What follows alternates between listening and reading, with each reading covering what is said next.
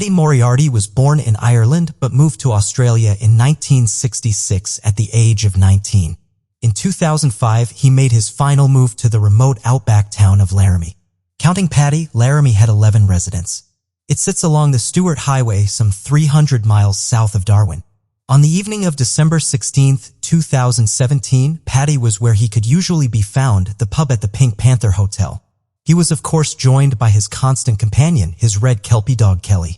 Paddy had almost always had a dog, but Kelly was new to him, being only a year old. Paddy would habitually have 8 beers a night, and sometimes more if he were having a good time. Around sundown that night, he left for home. A tourist on his way through town gave Paddy what was left of a store-bought rotisserie chicken so that he could give it to Kelly as a treat. Paddy and Kelly were never seen again. The police were called 72 hours after Paddy was last seen by Barry Sharp, the publican at the Pink Panther, who grew worried after Paddy failed to maintain his usual routine. All clues seemed to indicate that Paddy made it home on the night of the 16th but did not stay there. The date-stamped chicken wrapper from the tourist was found inside the microwave of Paddy's home across the Stuart Highway from the Pink Panther Hotel. There were no signs of struggle in the home. But police found Paddy's eyeglasses and hat, which he was rarely ever seen without due to his baldness, left in the house.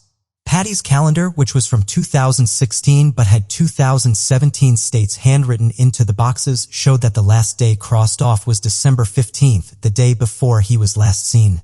As though Paddy did not finish the night of the 16th at home.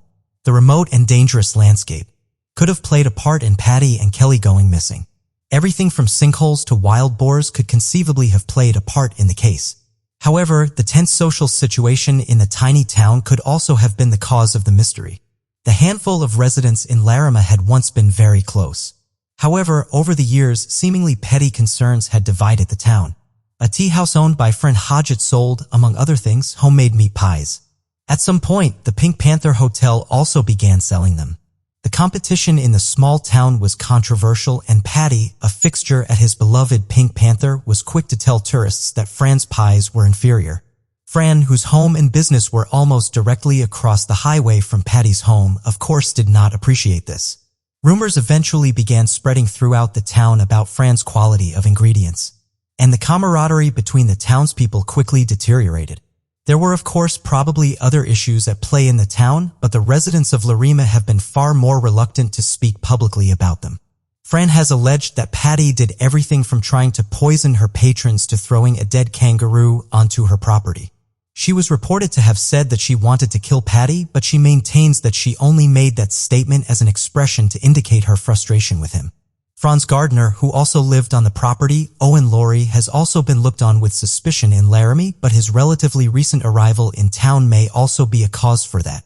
On the night Paddy was last seen, Owen attempted to make 2 phone calls, neither of which connected from a public phone booth outside Fran's property at approximately the time Paddy would have been going by on his way home from the pub. That the calls play into Paddy's disappearance. All 10 remaining residents of Laramie have been interviewed by police, and all 10 have denied involvement in the disappearance of Paddy and Kelly. Almost all of them were also called to give evidence at a coroner's inquest into Paddy's presumed death in June 2018. The inquest was halted despite only being partially heard, hoping that Kelly may have been dropped off at one and provide them with a lead, but have had no success. In October 2018, Barry Sharp was forced to put the Pink Panther Hotel up for auction when he was diagnosed with terminal prostate cancer and could no longer handle the work of running the establishment. Police continue to investigate Paddy's case as an unsolved homicide. Before we proceed, I've got an exciting surprise for you. We've launched a brand new channel dedicated to intriguing content such as old historical mysteries, cold cases, and particularly chilling horror stories perfect for bedtime. Drop a comment letting us know if you're a fan of horror stories or not. You can find the link in the description below. Let's find out who will be the first to explore it. Alright, let's dive back into the video. Christina Voltaire's life was a string of challenges that she worked hard to overcome. Born in Haiti, Christina was separated from her father at age 11 when he was able to emigrate to the United States. She was reunited with him when she too was able to emigrate as a teenager, but this meant being away from her mother and siblings back in Haiti. Christina planned to remedy this challenge by getting an education and earning a good enough living to bring the rest of her family to the United States. At the beginning of 2011, Christina was close to completing the first part of that goal. A student in nuclear medicine at Kaiser University, Christina had completed most of the coursework she needed for her degree. She was living alone in an apartment in the Berkshire apartment complex in Winter Haven, Florida. Christina was also still coping with another hardship in her life. She was weeks away from the one-year anniversary of the death of her infant daughter. The medical examiner was never able to identify a cause of death for baby Audrey. Those close to Christina say that while she had been devastated by Audrey's death, she was coping with the loss as well as could be expected. The last place Christina was publicly seen was at an IHOP at 11:30 in the morning. She had a leisurely meal and told a former coworker who was working at the restaurant that she was feeling ill. She called to postpone a hair appointment before heading home to rest. At approximately 7 p.m. that night, Christina had a knock on her door. It was her friend and neighbor, Charles Pierre Gill. Charles's car had broken down while he was driving home. He walked back to their apartment complex to call his mechanic and wanted to borrow Christina's tan Hyundai Elantra to drive back to his disabled vehicle and look it over with his mechanic. According to Charles, Christina was still not feeling well. She was dressed in a black robe and drinking a cup of tea. She was trying to complete some studying. Christina gave Charles her set of keys and he locked the door of her apartment as he went out to get her car.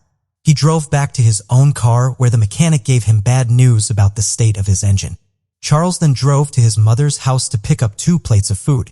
He then drove back to his apartment complex and went to Christina's unit to return her keys. When Charles entered the apartment, just 45 minutes after he had left, Christina was gone. The black robe she'd been wearing was laying on her bed. There were no signs of struggle in the apartment. Christina's purse and laptop were still there. Without her car, she had no way of getting very far on her own. When Christina did not come back home, Charles called the police. Christina's relationships with both Charles and his brother, Dussel, have been areas of interest in Christina's sudden disappearance. According to Charles, he and Christina were just good friends and were never romantically involved. Christina had, however, been romantically involved with Dussel. Dussel had believed that Christina's daughter Audrey had been his daughter as well. He had been trying to file an insurance claim for the costs of her funeral. To do so, he needed to provide her birth certificate. When he looked at it, he found out that Christina had listed another man as the child's father. While this might have made some men angry, Dussel claims that it only left him disappointed.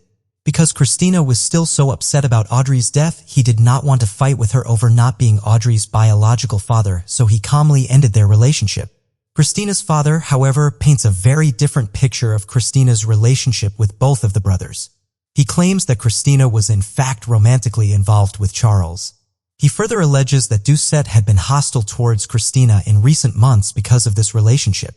He claims to have received a phone call at 1 a.m. a few months before Christina went missing, in which his daughter told him that Doucette had been physically aggressive towards her, although he had been acquitted on that charge.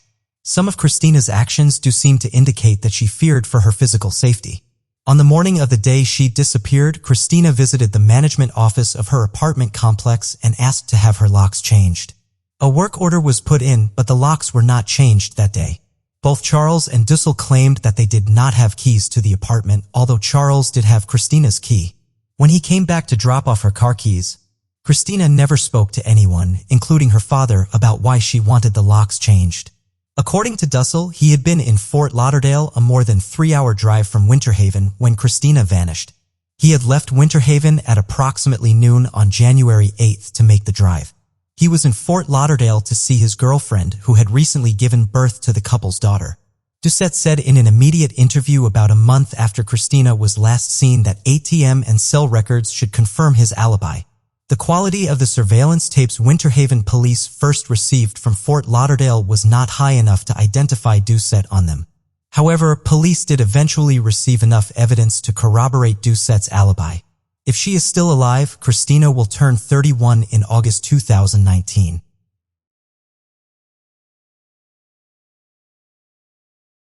Michelle Jolene Lakey, who preferred to be called by her middle name, was 11 years old in 1986. She and her family lived in Scranton, Pennsylvania. Her family consisted of her mother and 3 other siblings. Her parents were estranged and she had not spoken to her father in 3 years. On August 26th, she went to visit her mother, Lois Dunham, in Mercy Hospital, a facility now called the Regional Hospital of Scranton. Since her mother was in the hospital, she planned to spend the night with a friend. Before heading to that friend's house, however, Jolene had to walk home from the hospital. The walk should have only taken 15 minutes. She was seen walking on North Washington Avenue, the street where she lived. However, she never made it to her home in its 1300 block. Jolene seemingly vanished into thin air and broad daylight. A massive effort was launched by the local community to cover Scranton in posters with Jolene's picture. The effort brought forth an unconfirmed sighting of Jolene getting into a light yellow vehicle just a block away from her home. This sighting would become relevant a few years later when police finally had a person of interest in Jolene's case. Frank Osolani is currently serving a life sentence for the 1989 rape and murder of 9-year-old Renee Waddle. At his trial in 1990, police received a tip that Osolani had been seen with a young girl at Lake Wall in Paupuck, roughly 30 miles east of Scranton, around the time Jolene disappeared. The idea that the young girl could have been Jolene is strengthened by the fact that Jolene knew Osolani. Jolene was known to visit the auto repair shop Osolani owned to play with his dog, but his line of work gave him access to numerous vehicles at any one time. When interviewed about Jolene, Osolani admitted knowing her, and he even claimed he gave the little girl rides on occasion but denied any involvement in her disappearance. Police have not been able to find evidence firmly connecting him to the case. Jolene's mother moved her family out of Scranton and into New York State and ultimately Rhode Island after Jolene went missing. But she and Jolene's siblings regularly returned to Scranton in August. They walked the route Jolene took from the hospital that day and symbolically complete the walk home she was not able to finish in 1986. A kiosk displaying Jolene's full name now stands in Courthouse Square in Scranton, displaying information about other missing children in hopes that Jolene can help bring other kids home.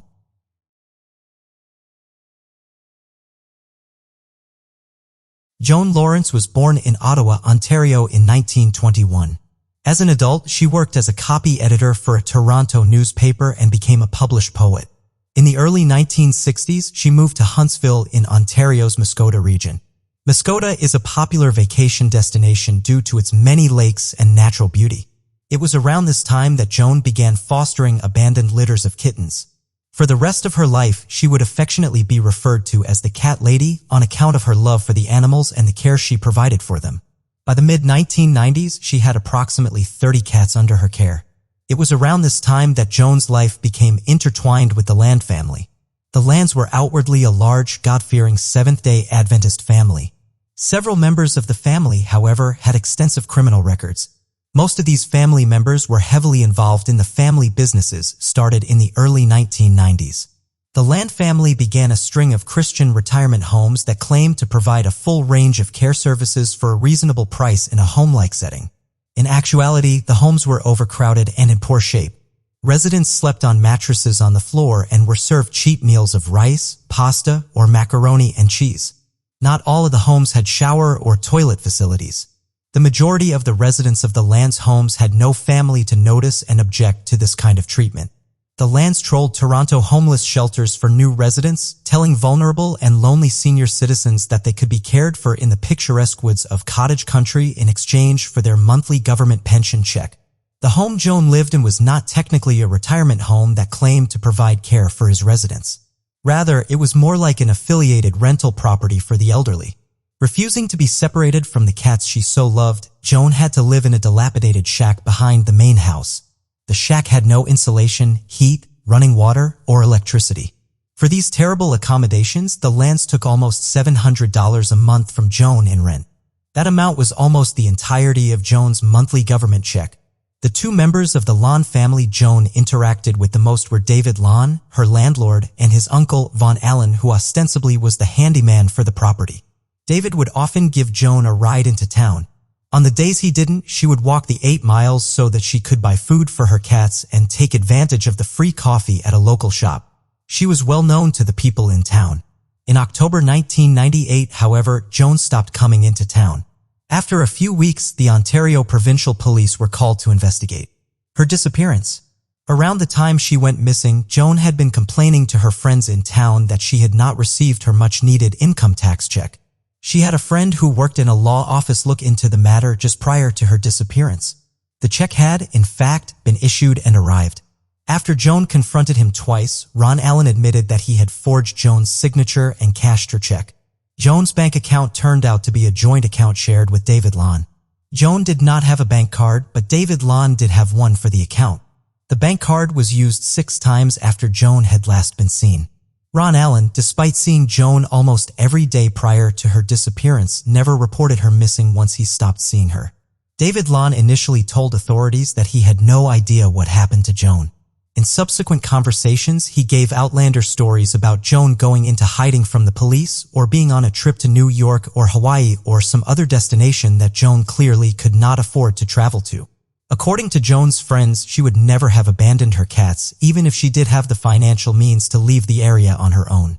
During a search of Joan's shack in December 1998, police located the remains of several of Joan's cats. They had been shot. Joan was not the only resident of one of the land's retirement homes to go missing. John Semple, John Crafts, and Ralph Grant were all also residents in the homes who mysteriously went missing between 1998 and 1999. The lands never reported any of the men missing either.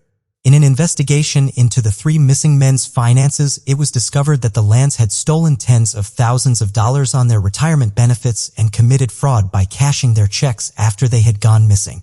Various members of the Land family who worked for the retirement homes received either short conditional sentences or probation for the financial crimes. None of them ever actually spent time in prison. No one has ever been charged in relation to the men's disappearances. David Lon and Ron Allen were never convicted of any crime in relation to their financial dealings with Joan or her forged tax check. Joan remains missing but feared dead.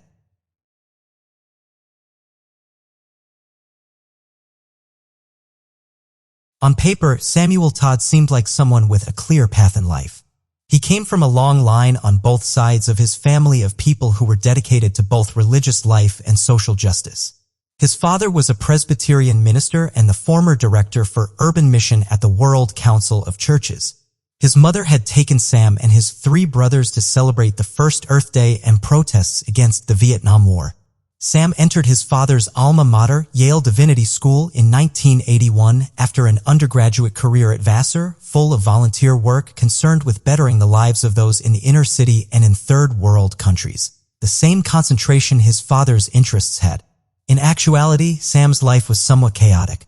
His father's career and his own desire to help others had led him to live in Asia, Europe, Africa, and all over the United States. According to one of his former roommates, he never even bothered to unpack when he moved into their dorm room, seeming to always be prepared for his inevitable next move.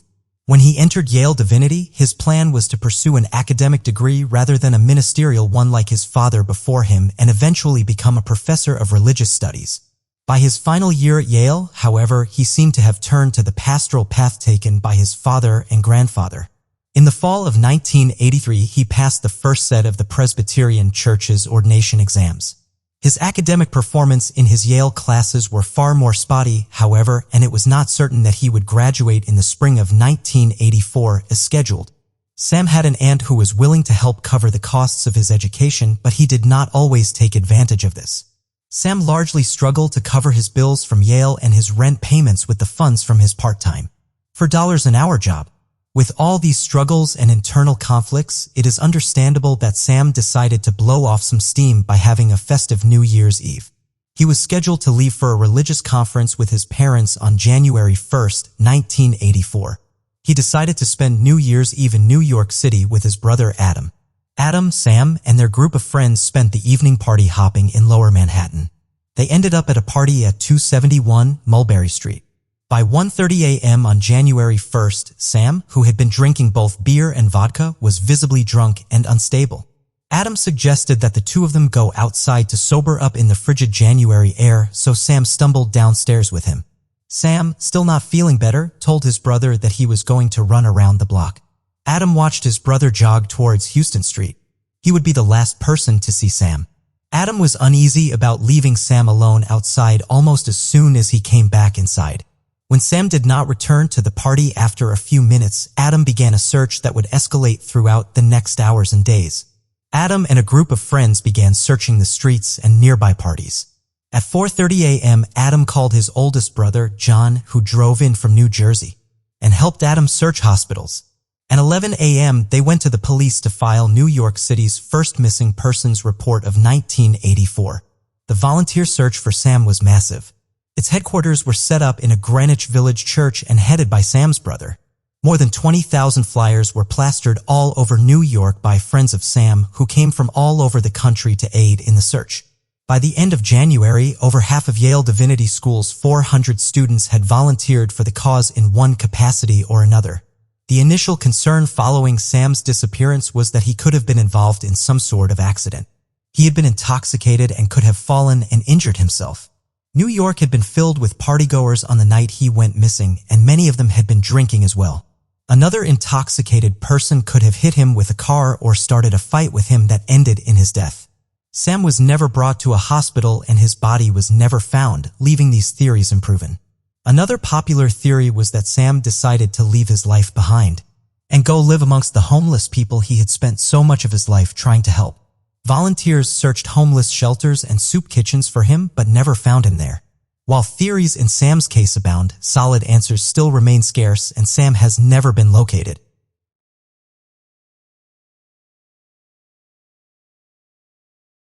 Oscoda is a small town in northeast Michigan that lies along Lake Huron. On Halloween of 1969, the Lowell High School was set to have its homecoming football game. The game briefly had to be evacuated due to a bomb threat. No bomb was found and no one was hurt. Unfortunately, that incident would not prove to be the biggest story of the night. That night, the three youngest daughters in the Hobley family returned home after trick-or-treating with their mother. Had plans to go to the homecoming game at the high school and then meet her boyfriend at a Halloween party. Pamela was not home and there was no sign that she had been home while her family had been out trick-or-treating. As the night went on, Pamela's mother began to worry. Pamela's boyfriend told them that she had never shown up to meet him at the party. As Pamela's worried mother began to call around to try to locate her 15-year-old daughter, she learned that she was not the only concerned parent in town that night. 16-year-old Patricia Spencer was also missing. Pamela and Patricia attended the same school and were acquaintances, but they were not known to be close friends or to spend time together alone. However, for some reason, they skipped part of school together on the day of Halloween. They were seen walking along River Road together and then seemed to disappear into thin air. The ongoing investigation into the girls' disappearance has been hampered by the fact that it was not taken seriously. When it occurred, authorities dismissed Patty and Pam as runaways and failed to follow up on potential leads. In May of 2013, a man reported to police that he had picked up the two girls along River Road the day they went missing and dropped them off at a gas station near the intersection of River Road and Route 23.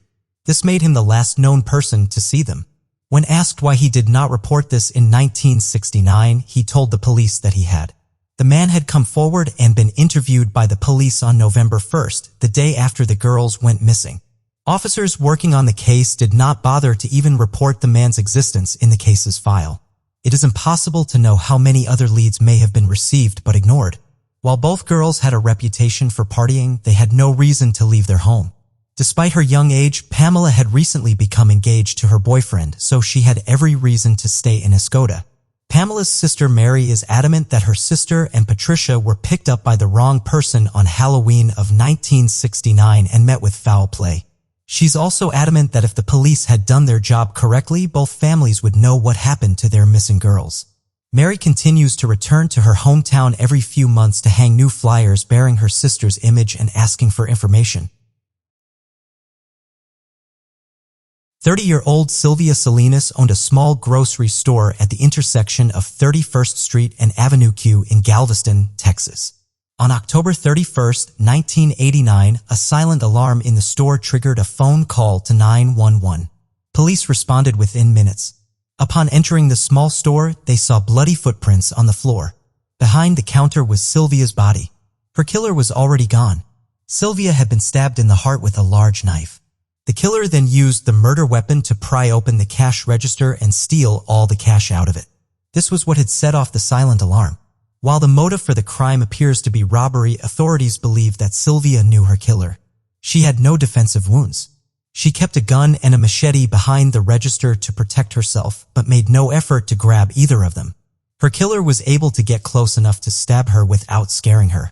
According to her family, Sylvia would not let anyone behind the counter unless she knew them well and trusted them. After the murder, approximately 20 different men were interviewed and provided statements and fingerprints to the police. They were all cleared. In 2008, Hurricane Ike destroyed all the stored evidence in Sylvia's case, except for a videotape taken at the scene. Luckily, fingerprints taken at the time of the murder were entered into a database and are available for comparison. In 2018, Galveston police announced plans to resubmit them. For now, Sylvia's case still remains unsolved. Doris and Alan Sorenson lived in Windsor, a small town in northern Colorado. The couple ran a jewelry store on Main Street. Doris, 66, ran the counter of the store while her husband, Alan, 79, mainly did repairs and engraving. On November 5, 1984, a friend of the Sorensons called the police out of concern for their safety. Neither of the Sorensons had been seen or heard from since Halloween, and newspapers were piling up at their front door. Police Chief John Michaels, the town's main investigator, took the call and agreed to go out to the Sorenson home. He was able to gain entry to the house through the back garage door. At 10:45 a.m., he discovered the bodies of Doris and Alan inside their brick home. The couple's beloved dog had also been killed.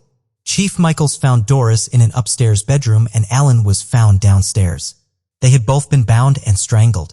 Authorities determined that Alan and Doris had been killed on Halloween, the day they had last been seen. While the Sorensons were pleasant people who were kind and welcoming to others, they were also very private people. They interacted with the public only at their store, not attending parties or community functions. They left their house dark every Halloween to let trick-or-treaters know not to come to their house. This unfortunately meant that no one was near their home on the night of Halloween, giving the couple's killer the opportunity to not be detected. A year prior to their deaths, potentially down to the day, Alan and Doris were the victims of a burglary. Either late at night on October 30th or in the early hours of October 31st, 1983, a hole was cut in the roof of the Sorenson jewelry store. Thieves stole over $27,000 worth of gold and loose jewels. The vast majority of the stolen property was recovered several months later. In February of 1984, 7 people were arrested in connection with the crime. 3 men were convicted in the burglary. However, they were all in custody at the time of the Sorensons' murders. Police will not confirm if anything was taken from the Sorenson home at the time of the murder, but they have stated that nothing was removed from the jewelry store that night. According to a friend of the Sorensons, Doris and Alan potentially took cash and loose diamonds home with them at night. This means that robbery could still potentially be a motive in this case, even though it cannot be known to the public. The case went cold very quickly, despite Chief Michaels working 16-hour days and traveling to different states to follow up on even the flimsiest of leads. Police have investigated persons of interest, but there have never been any real suspects in the case. As of 2018, the case is considered open but inactive. Roberta Miller, known affectionately as Bobby, lived a life full of family and activity. She had 6 siblings and raised 2 children of her own. She had recently finalized her divorce from her husband, Gary Miller. She had previously worked at her husband's car dealership but was now working in real estate following her divorce. She had also decided to go back to school and study business. The Guilford, New Hampshire resident loved crafts and hiking on nearby Mount Major. She spent Halloween of 2010 at a hardware store shopping for supplies to make new flower boxes for her living room windows. The rich life a 54-year-old built was tragically cut short, however, when she was killed inside her home on the evening of October 31st. Bobby's body was discovered by her adult son, Jonathan, the following day. She had been shot multiple times. Bobby's yellow lab, named Sport, had also been killed by several gunshots. Police found no signs of forced entry. Bobby's family rented a billboard on Route 104 in Meredith, New Hampshire, to ask for information and offer a reward in Bobby's case. The billboard is yet to generate an answer to the mystery of Bobby's murder, but in 2018 it did generate controversy. The usual message was briefly covered with a new sign questioning whether or not Bobby's son, Jonathan, was cooperating fully with the investigation into his mother's death. Jonathan has always maintained that he had nothing to do with his mother's death. He accuses his uncle Ken of putting up the billboard, citing long-standing tension between the two of them. Ken has never confirmed if he was indeed the person who changed the billboard. The tensions within Bobby's family aside, they continue to fight to find out who took her life on Halloween of 2010. In 1983, 28-year-old Nancy Penner lived in Paradise, California with her boyfriend, Jeff Jeffries, and her 2 children. 4-year-old Omar was from a previous relationship and infant Yana was Jeff's daughter. On Halloween night, Nancy was invited to celebrate at a friend's Halloween party. She never made it to the party. October 31st will be the last time anyone had contact with Nancy. When Nancy's brother tried to invite her to Thanksgiving dinner and could not contact her, he began to worry. He filed a missing persons report for her on December 19th. 3 days later, when he should have been celebrating Nancy's 29th birthday, Jeff Jeffries left California and flew to Hawaii with Nancy's 2 children. He eventually returned to the mainland United States, leaving Omar in California and dropping Yana off with his stepsister in Iowa. Jeff committed suicide in 1986. Omar was eventually adopted and changed his name to Daniel. In 2010, while acting in the play Masquerade at the Moulin Rouge, Daniel suffered what he described as a meltdown and began attending therapy. Coincidentally, he was in the process of transitioning back to using his birth name at this time. During therapy, Omar began remembering upsetting details from his early life. He remembered hearing Yana crying and seeing Jeff with his hand behind the toilet in the family bathroom. He remembered Jeff shooting and his mother running out of the house clutching her arm. This was the last memory he had of his mother. Police investigating the original missing persons report on Nancy did discover a bullet lodged in the bathroom cabinet of her home, corroborating Omar's recollection. It is unclear if this memory of Omar's is from the night Nancy went missing or some time previous to it. The most obvious assumption to make is that Jeff chased Nancy from the house and killed her. Jeff reportedly owned property in rural Butte County, leading to speculation that he could have disposed of Nancy's body there. Unless Nancy's remains are found, however, it cannot even be said for sure if she is deceased. Furthermore, Nancy and Jeff grew pot at their home. If Nancy had been shot accidentally in a scuffle or Jeff had to shoot her in self-defense, Jeff may not have wanted to alert the police. If Nancy did die on Halloween in 1983, it was not necessarily murder. Without Jeff Jeffries, even if Nancy's remains are found, the exact circumstances of her death may never be fully understood. Omar reconnected with his half-sister, Yana, in the 1990s. He has submitted a DNA sample to the police to hopefully help in Nancy's case. In 2010, he was finally able to locate and contact his birth father, Nancy's high school sweetheart. Michael VanZant hailed from Michigan but traveled much of the world as a member of the United States Air Force. He met his future wife at a base in Japan and served 2 tours in Iraq. He and his wife had 3 children together, and everyone who knew him described him as a wonderful father. After 12 years in the service, he left active duty but got a civilian job at Edwards Air Force Base in California training security personnel. Michael and his wife decided to amicably end their marriage. They maintained a good relationship and Michael remained active in his children's lives. Michael learned to live on his own and enter back into the dating scene. In 2016, he was approved for a mortgage to buy a house and looked forward to making a better home for his children than the apartment he had been renting. On March 5, 2016, Michael drove to Hermosa Beach, California, approximately 2 hours away from his home in Lancaster. He had been invited by a friend from work to go out that weekend with a group of her friends and watch a televised mixed martial arts fight. After watching the match, the group decided to start bar hopping along Hermosa Beach's Pier Plaza. At 10:15, the group was waiting outside in line to get into a bar called American Junkie. Michael told the group that he was going to go to the liquor store next door to use the bathroom while they waited. He would never meet back up with the group. Michael's friends tried calling him throughout the night, but the calls went to voicemail. He did not respond to any texts. They continued to bar hop along Pier Plaza before heading back to their hotel. Michael's vehicle was still parked there. It was also still there the following morning. Michael's friends returned home, still unsure of where he had gone, when he began to miss obligations. He did not show up for work and he failed to meet his son for a scheduled oral surgery with a necessary insurance form. When Michael's friend from work found out he never returned from Hermosa Beach, she filed a missing persons report with the local authorities. Friends and family members who went to look for Michael in Hermosa Beach were told that it was too soon to begin an investigation there. While waiting for the police to take Michael's disappearance seriously, those close to him began a grassroots search, canvassing the area with flyers and asking for information on Facebook. Pier Plaza has a high concentration of security cameras, and there were hopes that it would help solve the case. After a few false starts and attempting to find Michael in the hours of footage, a timeline of Michael's evening was pieced together. Security footage shows him with a group of friends in line at American Junkie, as well as him leaving to go to the liquor store. He is seen on camera going into the store and leaving after about a minute when he was not able to find a restroom there. While he was gone, his friends had decided to move on to a different bar. Michael is seen circling the plaza, apparently looking for his friends and just missing them several times as they bar hopped. He returned to the liquor store later in the evening to purchase a small bottle of whiskey. While he is at the counter, he is seen trying to use his cell phone, but the screen does not light up, seeming to indicate that the phone was not working, possibly because the battery was dead. Michael is last seen on camera at 11:27 p.m. walking in the direction of the beach. Michael loved the water.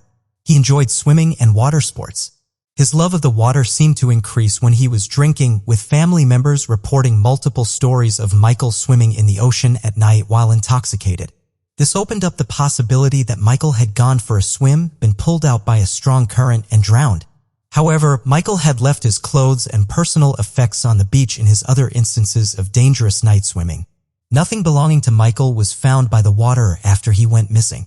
Michael's brother Tyler made the decision in late 2016 to move from Baltimore to California so that he could be a part of Michael's children's lives. Michael's family's hopes that one day, if Michael is not alive to rejoin his family, they can still discover what happened to him on that night in March. Brenda Jackson was an Army veteran who served a tour in Iraq. Unfortunately, she also faced violence on the home front. In August 2015, her 6 children were removed from her custody after a domestic violence incident with her husband, Antonio Jackson. There was such an extensive history of domestic violence in Brenda's marriage that when she failed to press charges against Antonio, the courts viewed their home as unsafe for the children. Brenda's oldest child was sent to live with their father, Brenda's first husband, in Texas, and the remaining 5 children were placed with Brenda's parents. Brenda was allowed supervised visits with the children. The separation from her children spurred Brenda to action. She separated from Antonio and eventually filed for divorce to show that she could provide her kids with a safe environment. In January 2016, she was living on her own in Park Forest, Illinois. Around 9 p.m. on January 3rd, Brenda's father dropped her off at her home on Arcadia Street.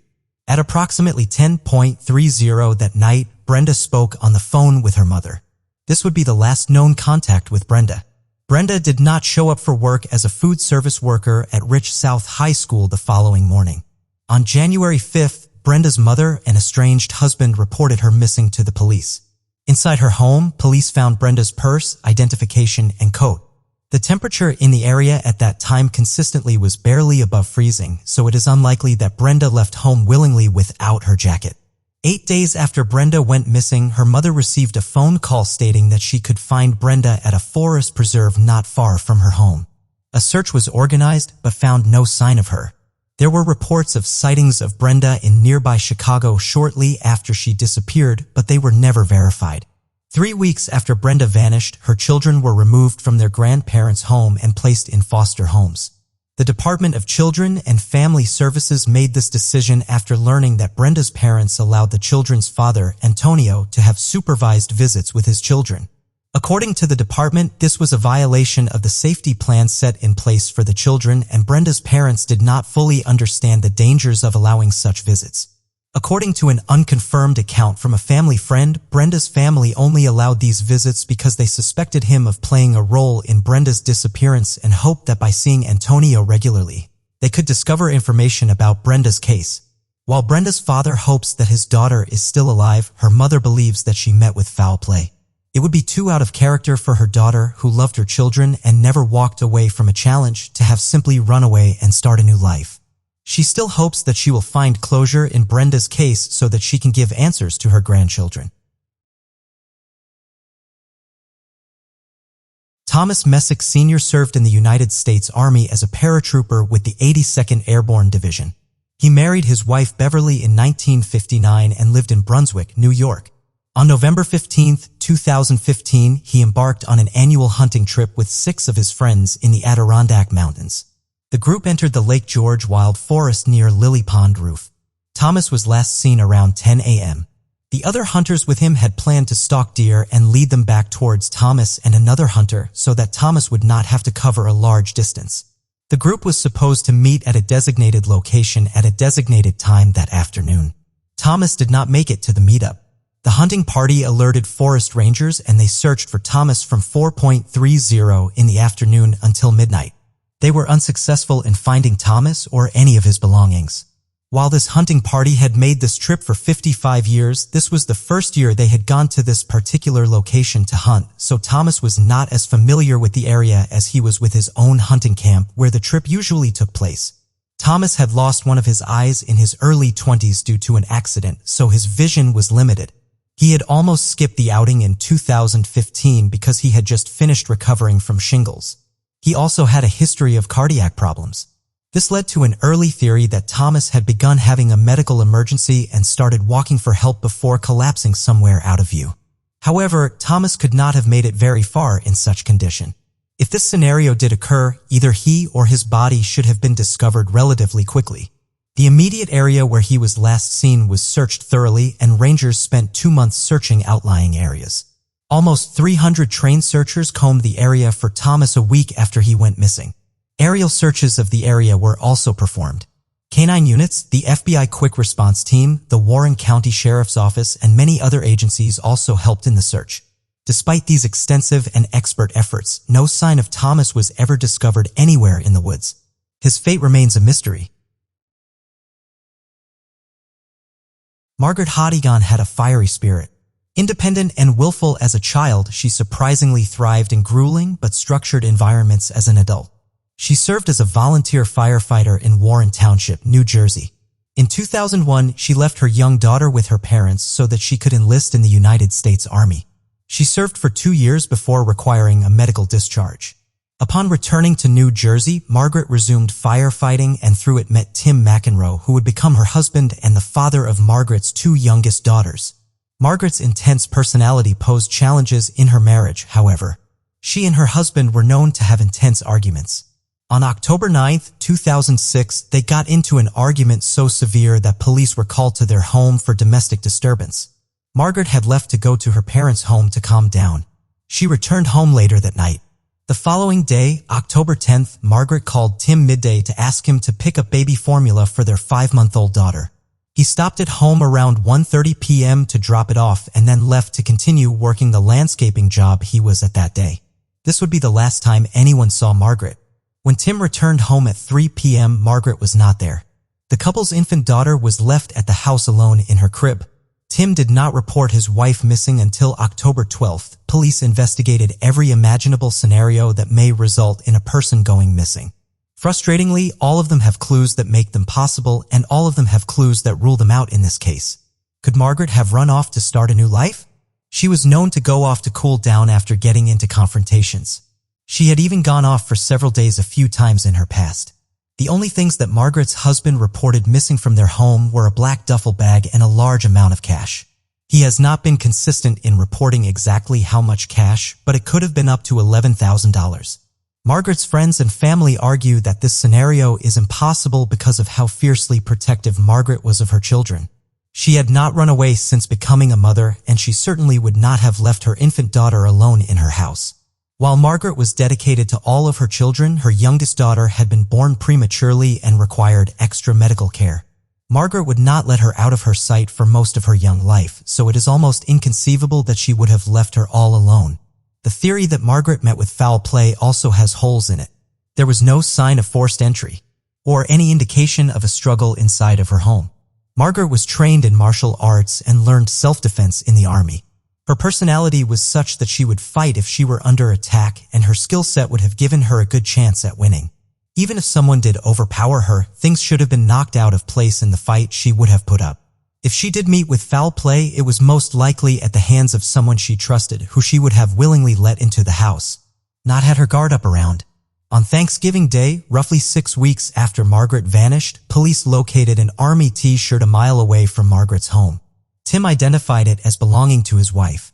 Forensic examination of the shirt did not provide any helpful information to police. This was the last piece of physical evidence recovered in the case. In 2011, the Somerset County Prosecutor's Office named Tim McEnroe as a person of interest in his wife's disappearance. This was due to Tim's perceived lack of complete cooperation with authorities and details on his account of the day Margaret went missing changing over time. He has never been charged in relation to the case.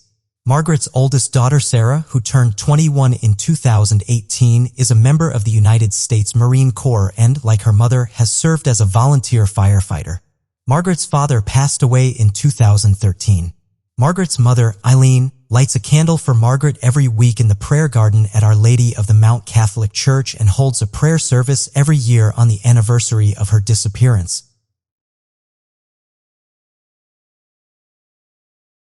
Lonnie Green was a veteran of the United States Navy. In 2014, he was living in the borough of Bellevue, Pennsylvania, just outside of Pittsburgh. On December 4th of that year, 60-year-old Lonnie was spending the afternoon at the home of his brother, Benny, in the Hill District of Pittsburgh. Lonnie had been watching television when he suddenly stood up and told Benny that he would be back in 20 minutes. Benny did not press him for details as to where he was going. Lonnie left his brother's home but did not return within 20 minutes. He has not been seen since.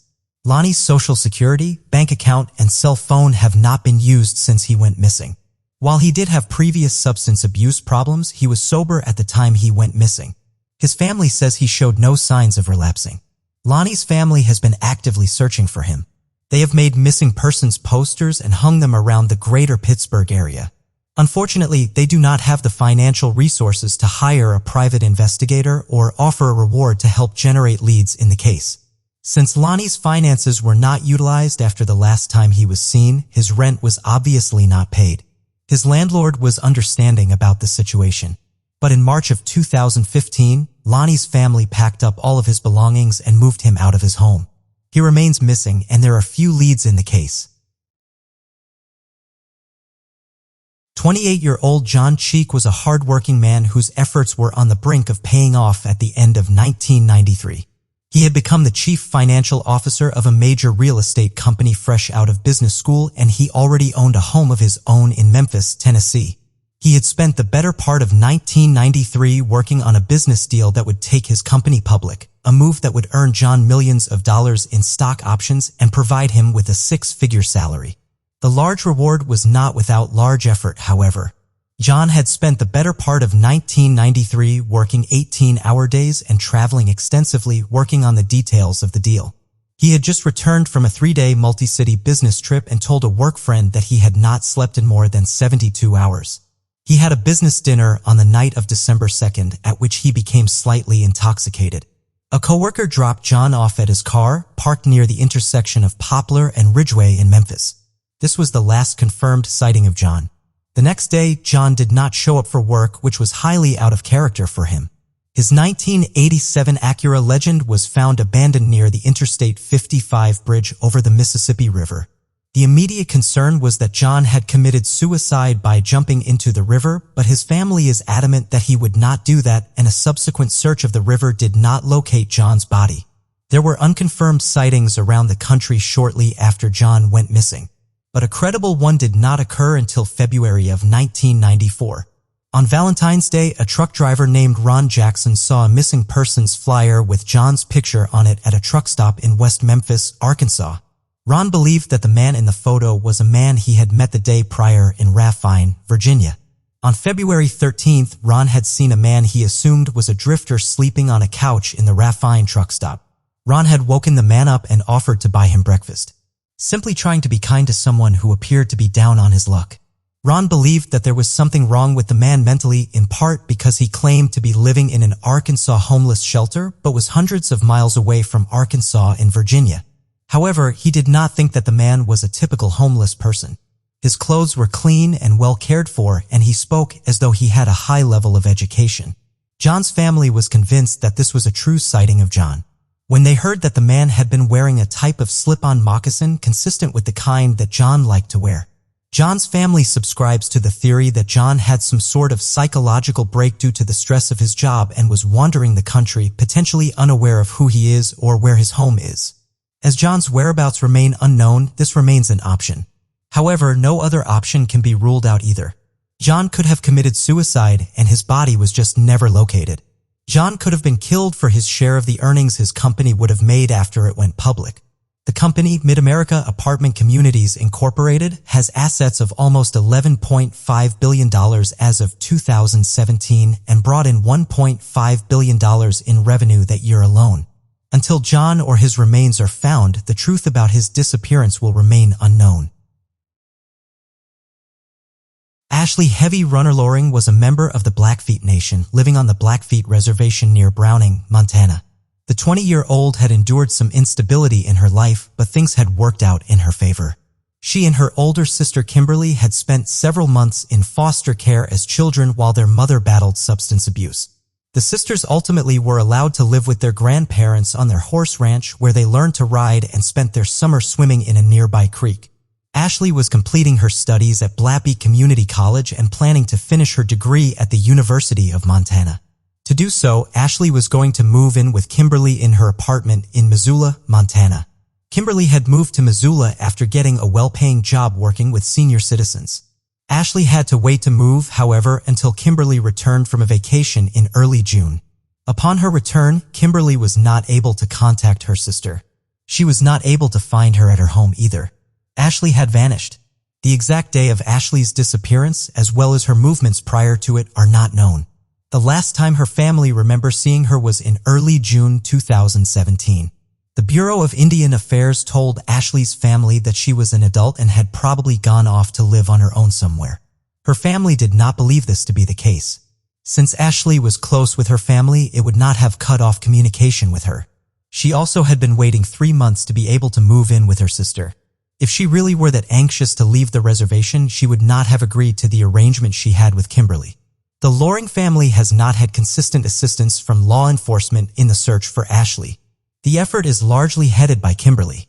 After Ashley went missing, Kimberly quit her job and moved back in with her grandmother on the reservation so that she can search for her sister. The Blackfeet Reservation is covered in missing persons posters made by the Loring family. Kimberly searches social media posts and follows up on every rumor or hypothesis she hears about her sister's case. The most time-consuming and dangerous aspect of Kimberly's activism on behalf of her sister is the physical searching she does. Kimberly organizes and leads grueling searches almost every other day. She and whatever family members are available on any given day cover rugged and remote territory, armed with bear mace and shotguns to protect themselves. "I'm the older sister. I need to do this," Kimberly told the Associated Press. "I don't want to search until I'm 80, but if I have to, I will." In March of 2018, the FBI took over as the lead investigating agency on the case, replacing the Bureau of Indian Affairs. Ashley's disappearance remains unsolved.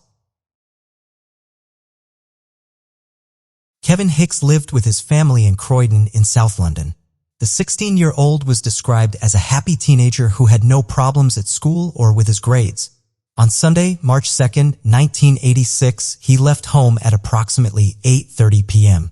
He told his mother that he needed eggs for a home economics exam the following day. He left home with only £1 to head to the sparing store just a few minutes away on Lower Addiscombe Road. At approximately 10 p.m., an hour and a half after Kevin left home for his quick errand, a friend saw him on Shirley Road heading in the direction of his house. This person would be the last to ever see Kevin. That same night, Derek Hicks, Kevin's father, had a work emergency and had to leave home at 9 p.m. to handle it. When he arrived back at his house at 11, Kevin was not yet home. Since Kevin was a courteous son who would call if he were going to be late, Derek went out again to drive around looking for Kevin. Friends of Kevin's were called and then the police. The following morning, police went to the John Ruskin School where Kevin was a student. None of his friends or classmates could tell them where he was. The police also went to the sparrings to inquire about Kevin's trip there. Unfortunately, the security camera in the shop did not have a tape in it the night Kevin went missing, and the staff could not remember if Kevin had been there or not.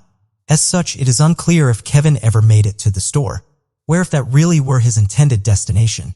Investigators performed extensive searches of nearby parks and metro stations but were unable to locate any sign of Kevin.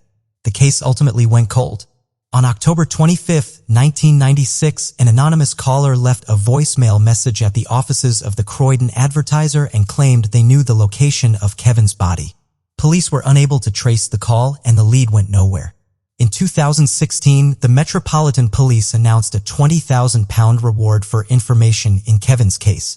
They also indicated that they believed that Kevin was murdered the night he went missing and that they were looking to recover his body.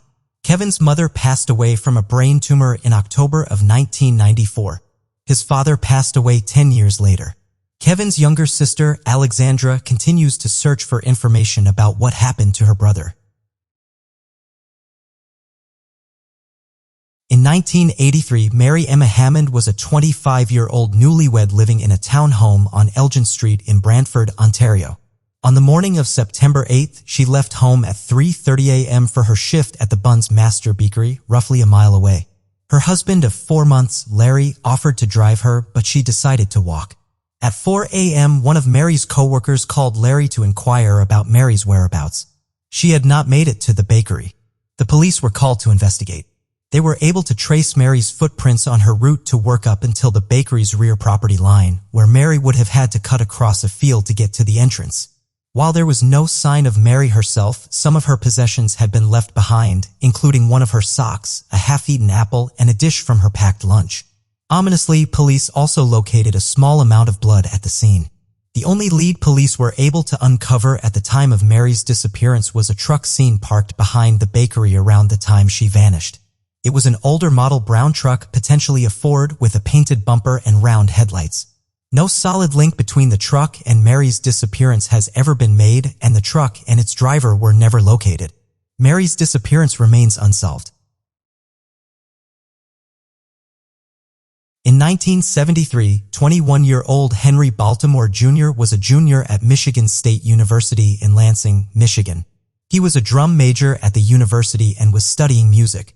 His family described him as lively and fun-loving, but also as a natural leader. He had an apartment with 2 roommates in Lansing and seemed to have everything going for him. Unfortunately, that would change in March of 1973. On March 3rd, Henry was robbed at gunpoint by 2 men in his apartment.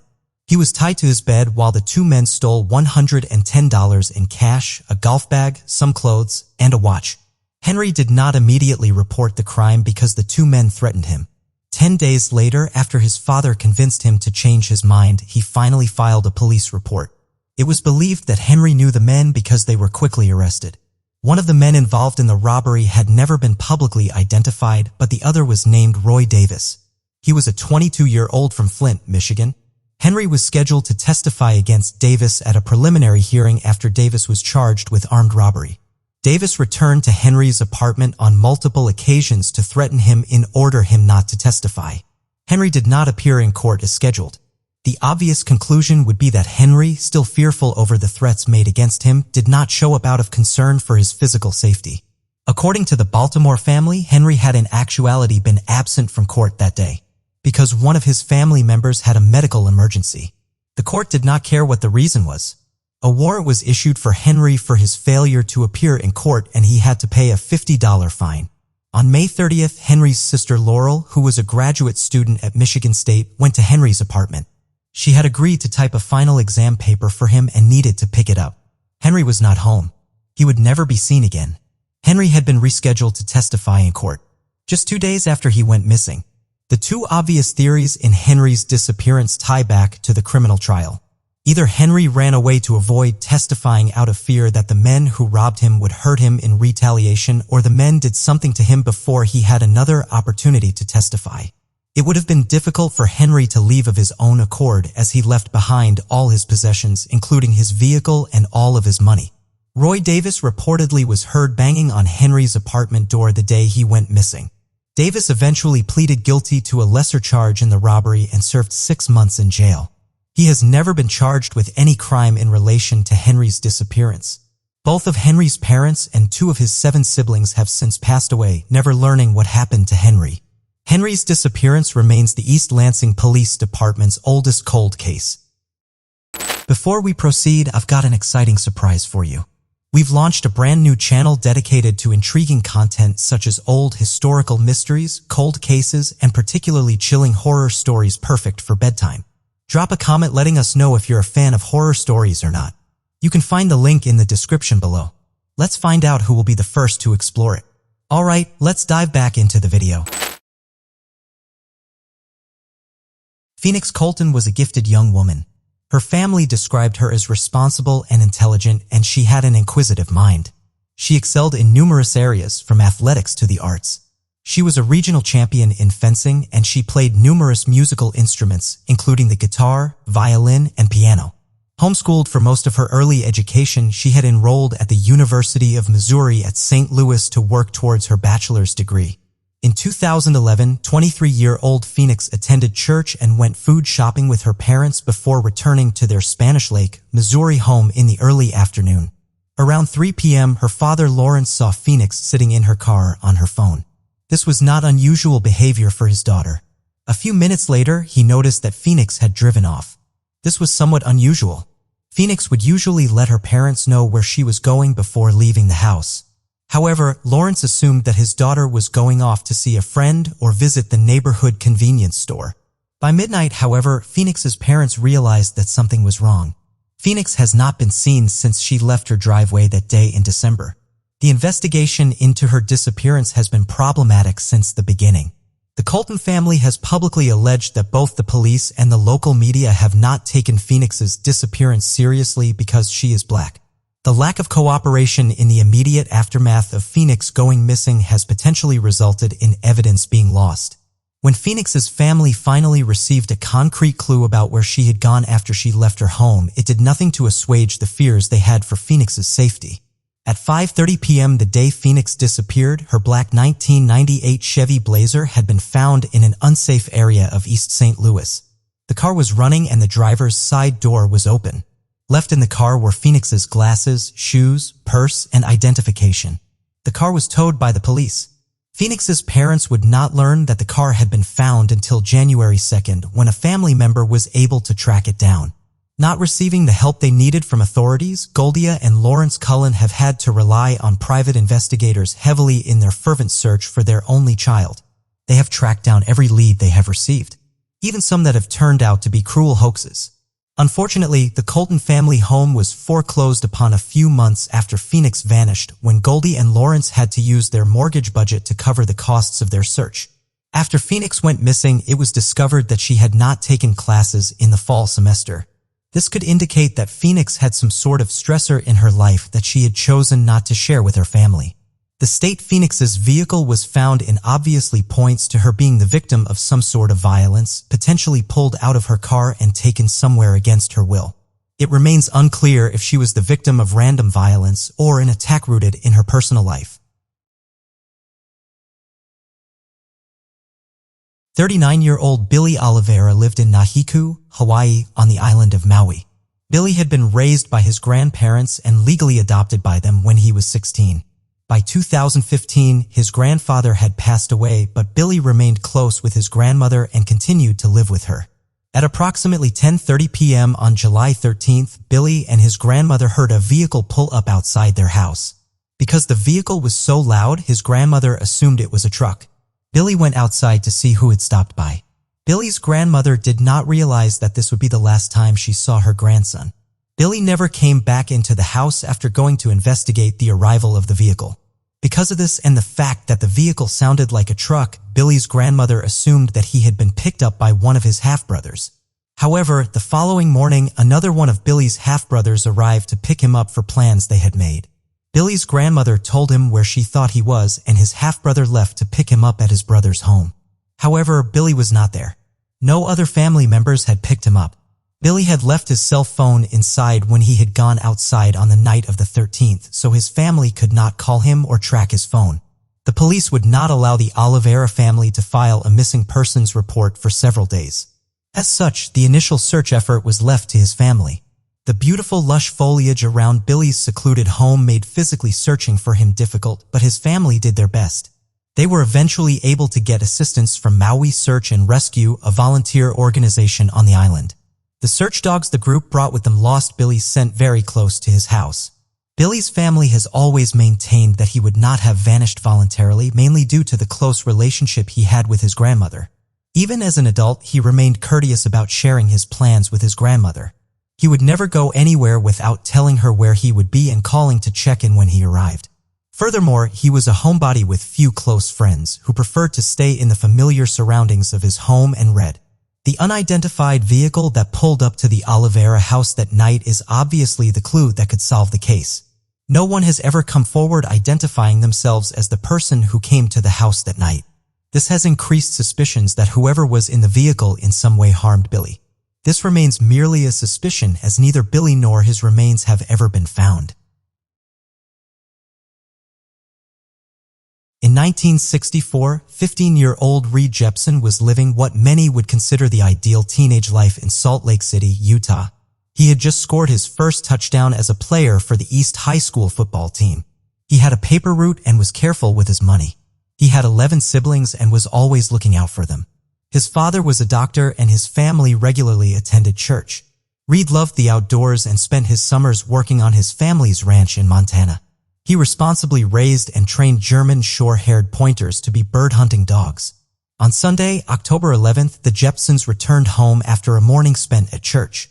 While some members of the family began preparing Sunday dinner, Reed changed from his church clothes into a pair of Levi's and had to go outside to feed and walk his 2 dogs. The 2 dogs, 1 adult and 1 puppy, were housed in a kennel in the family's backyard.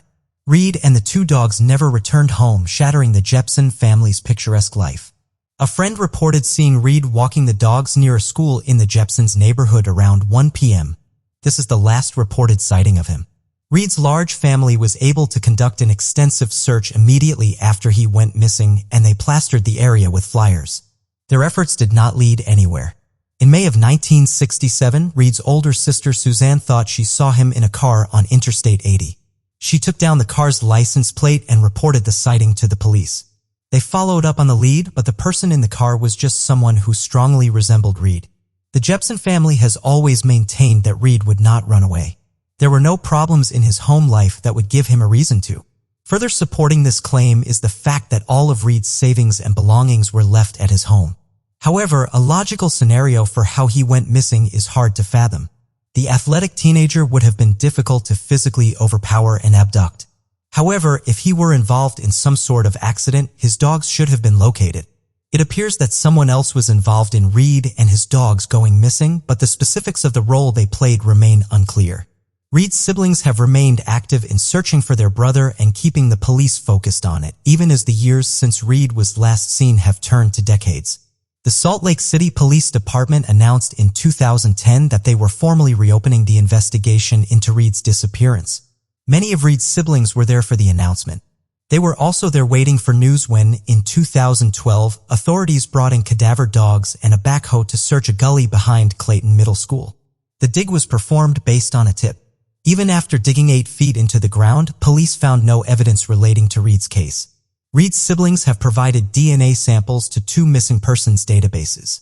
As of 2018, if Reed is still alive, he'll be 69 years old. In 1993, 35-year-old Catherine Adam was in the midst of a divorce.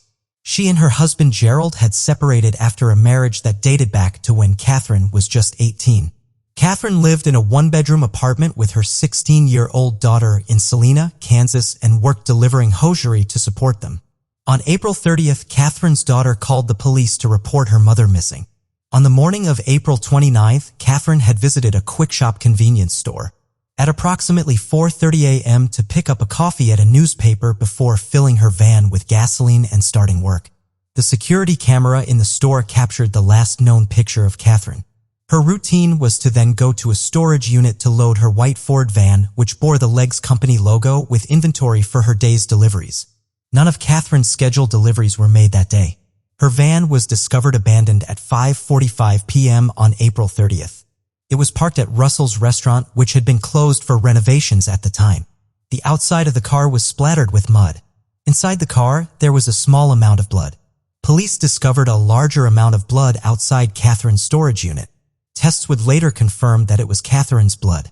The door of the unit had been left open, leaving them to believe that Catherine had been attacked while she was in the middle of loading her truck for the day.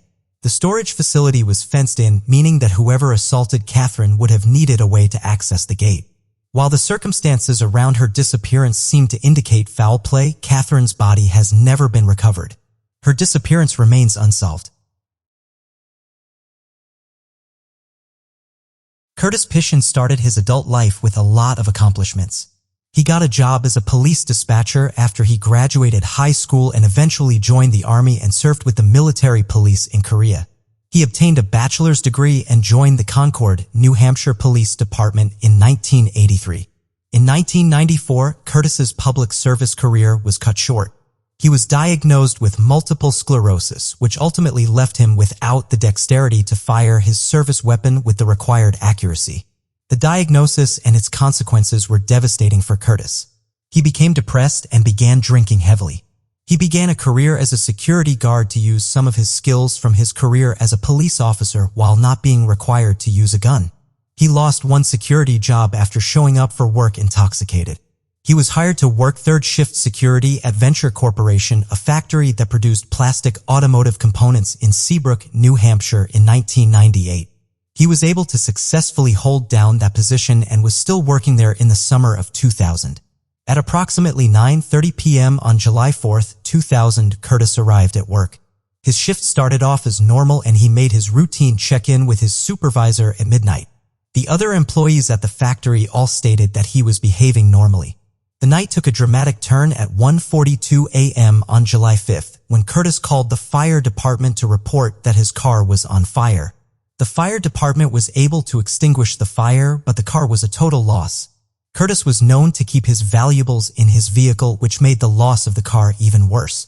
Despite this, everyone who spoke with Curtis said that he seemed to handle the fire in stride. The factory's security supervisor spoke with Curtis at approximately 3:25 a.m., at which point he still seemed fine. When another employee arrived for work at 3:45, however, Curtis was not at his station. He has not been seen since. Curtis' recent health problems, the loss of his car and the possessions inside of it, and his forced career change could all point to him going off to commit suicide. His family does not support this theory.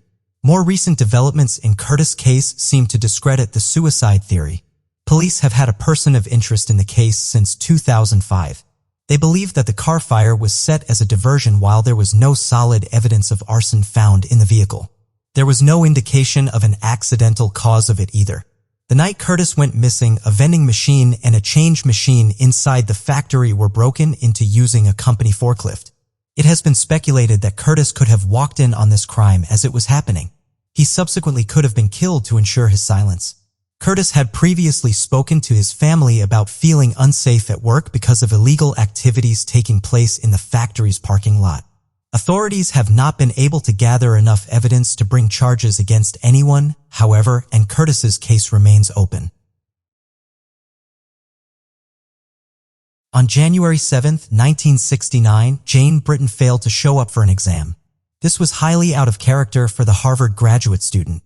She was the daughter of an accomplished scholar and had graduated magna cum laude with her bachelor's degree from Radcliffe College before beginning her advanced studies in anthropology. Her classmate and boyfriend, James Humphreys, tried calling to check on her after the exam. When Jane had failed to answer the phone, he headed over to her fourth-floor apartment on the University Road. There, at 12:40 in the afternoon, James discovered Jane's body, lying face down on her bed. Jane had an eventful evening filled with outings with friends and her boyfriend on the night of January 6th and stopped by her neighbor's apartment for a glass of sherry on her way home at approximately 11:30 p.m. Jane's autopsy showed she had alcohol in her stomach, but tests for alcohol in her blood came back negative, meaning that she had been attacked shortly after returning home. The autopsy also showed that she had been sexually assaulted and died as a result of a beating so severe that fragments of her skull had cut and bruised her brain. A neighbor reported hearing someone out on the fire escape the night of the murder, leading police to believe that the perpetrator had used the fire escape to gain entry to Jane's apartment. Jane's case garnered national media attention, but the investigation ultimately went cold. In July 2018, the Massachusetts State Police got a soft hit in the FBI's combined DNA index system to DNA found at James Crimson. The DNA that remained available for testing yielded a Y-SDR profile, a type of profile that is specific to men because it involves analysis of the Y chromosome. They were able to confirm the match after finding a DNA profile on Ancestry.com that belonged to a male relative of the killer. The relative provided a fresh sample that confirmed the match. On November 20, 2018, the Middlesex County District Attorney announced that Jane's killer had been identified through DNA as Michael Sumter, a career criminal who died of cancer in 2001 at 54, shortly after completing a prison sentence for a rape he committed in 1975. The new DNA tests eliminate 99.92% of the male population as contributors of the DNA at the crime scene, confirmed the soft hit and Cody's, and eliminated Michael's brother, the relative with the Ancestry.com profile, as a possible contributor of the DNA. Since his death, Michael has also been identified as the perpetrator in 4 other sexual assaults, 2 of which also resulted in the murder of the victim. Jane's case is the oldest cold case solved by the Middlesex County District Attorney's Office in its history. Leslie Marie Perloff was a graduate of Stanford University. The 21-year-old was working at the North County Law Library in Palo Alto, California, while waiting to begin law school at the University of Pennsylvania in 1973. She was a brilliant and dedicated student, but her hard work would tragically never culminate in an Ivy League law degree. Lisa was last seen alive at work on February 13, 1973 at 3 p.m. That same day, her Chevrolet Nova was found abandoned near a quarry off of Old Page Mill Road.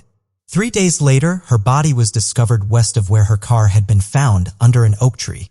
She had been strangled and left face down with her skirt pulled up past her waist. The case would have to wait for technology to advance before it could be solved. In July 2018, DNA found on Leslie's body was submitted to Parabon Nanolabs, a company in Virginia that combines DNA analysis with forensic genealogy. Using the information the lab provided, the Santa Clara County Sheriff's Office was able to identify a suspect. They collected a discarded DNA sample, a sample collected from an item used by the suspect, that they have thrown away or left behind somewhere, to confirm that the suspect's DNA matched the sample from Leslie's body. On November 20, 2018, the suspect, 74-year-old John Arthur Jatro, was arrested and charged with murder during an attempted rape in connection with Leslie's death. The odds of someone other than Jatro contributing the DNA found on Leslie's body have been estimated to be 1 in 65 septillion. Jatro had been working as a security guard in Palo Alto in 1973. This was in spite of the fact that in 1964 he had raped and killed the 16-year-old daughter of the chaplain for the Army's 8th Infantry Division. The crime occurred in Germany, where Jatro's father, who was an officer in the Army, was stationed. Since 18-year-old Jatro was considered a juvenile under German law, he was eligible to be released and sent back to the United States after just 2 years in prison. In the end, it was Leslie and her tenacity that helped authorities close the case. At a press conference announcing Jatro's arrest, Santa Clara County Deputy District Attorney Matt Bracken said Leslie Perloff solved this case because she fought desperately for her life. In the process, she gathered the DNA evidence that was used to identify the killer. 25-year-old Christy Merrick was a 6th-grade teacher at Rohrerstown Elementary School in Lancaster, Pennsylvania. On December 21, 1992, Christy's roommate left for work at 7 a.m. while Christy was watching some TV before leaving herself. Christy's normal routine was to wake up early so she could have a leisurely morning before leaving for work at 7:45. However, she never arrived at school that morning. When Christy failed to show up for work, the principal of the school tried calling her home multiple times but received no answer. He then called Christy's mother to see if she had heard from her. She had not. She gave the principal Christy's address, and he began to drive to her home, hoping to see her car broken down somewhere along her route. He did not. When he arrived at Christy's apartment, the front door was cracked open. Inside, the principal discovered Christy's badly beaten body. He would later be determined that she had been strangled and raped. Evidence at the scene suggested that Christy had fiercely fought her killer. She was still wearing her coat and gloves as though she had been attacked just as she was leaving the house. As the person who discovered Christy's body, the principal was an early suspect, as was Christy's boyfriend, who turned out to be a married man 20 years her senior. All of these potential early suspects were quickly ruled out. 26 years after the murder, DNA evidence would point the investigation to a complete surprise of a suspect. DNA had been found on and near Christy's body, but her killer's DNA was not in any criminal database, so police could never find a match for it. In 2015, the case was taken over by a cool case unit. In 2017, the unit also reached out to Parabod Nanolabs, who generated a composite of what the killer may have looked like at different ages based on the traits in his DNA.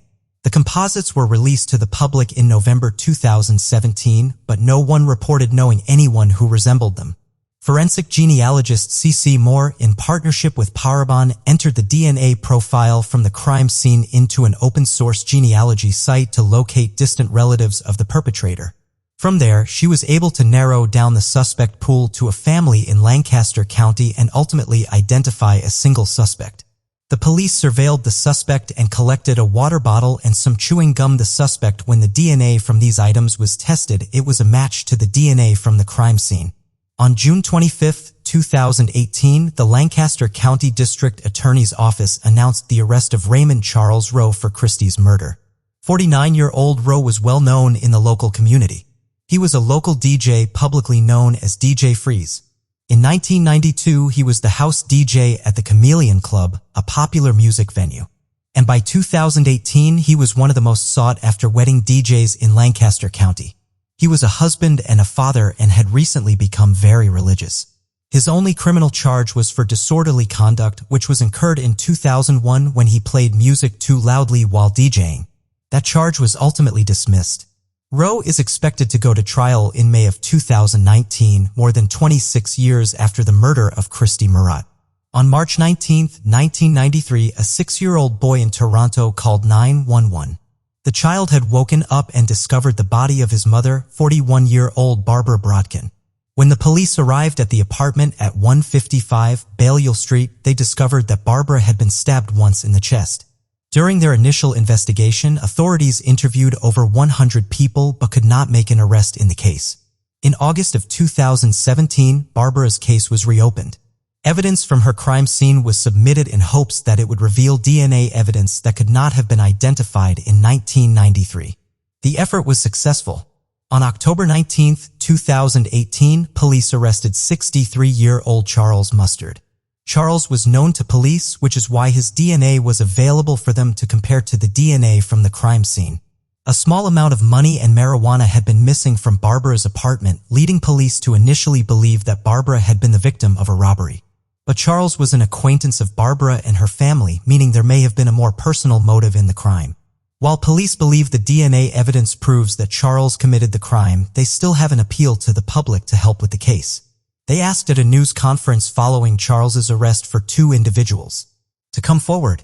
Linda and Dirk were reportedly acquaintances of both Barbara and Charles, and authorities believe they may have important information that may help in convicting Charles. 35-year-old Charles Clark of Mentor, Ohio, planned to spend Christmas Eve of 1959 caroling with the Boy Scout troop he was the leader of. The father of 4 was also a Sunday school superintendent and an engineer at Reliance Electric. At 6:40 p.m., he was in his kitchen opening a can of pumpkin for his wife, who was making pie for Christmas dinner. Charles was then shot in his right temple, through the kitchen window. He fell to the floor and died, clad in his Boy Scout uniform. Charles's 12-year-old daughter Carol told police that her father had only been in front of the window for 4 seconds, meaning that the killer had been lying in wait and must have been a skilled sniper. Suspicion quickly turned to a man named Floyd Hargrove.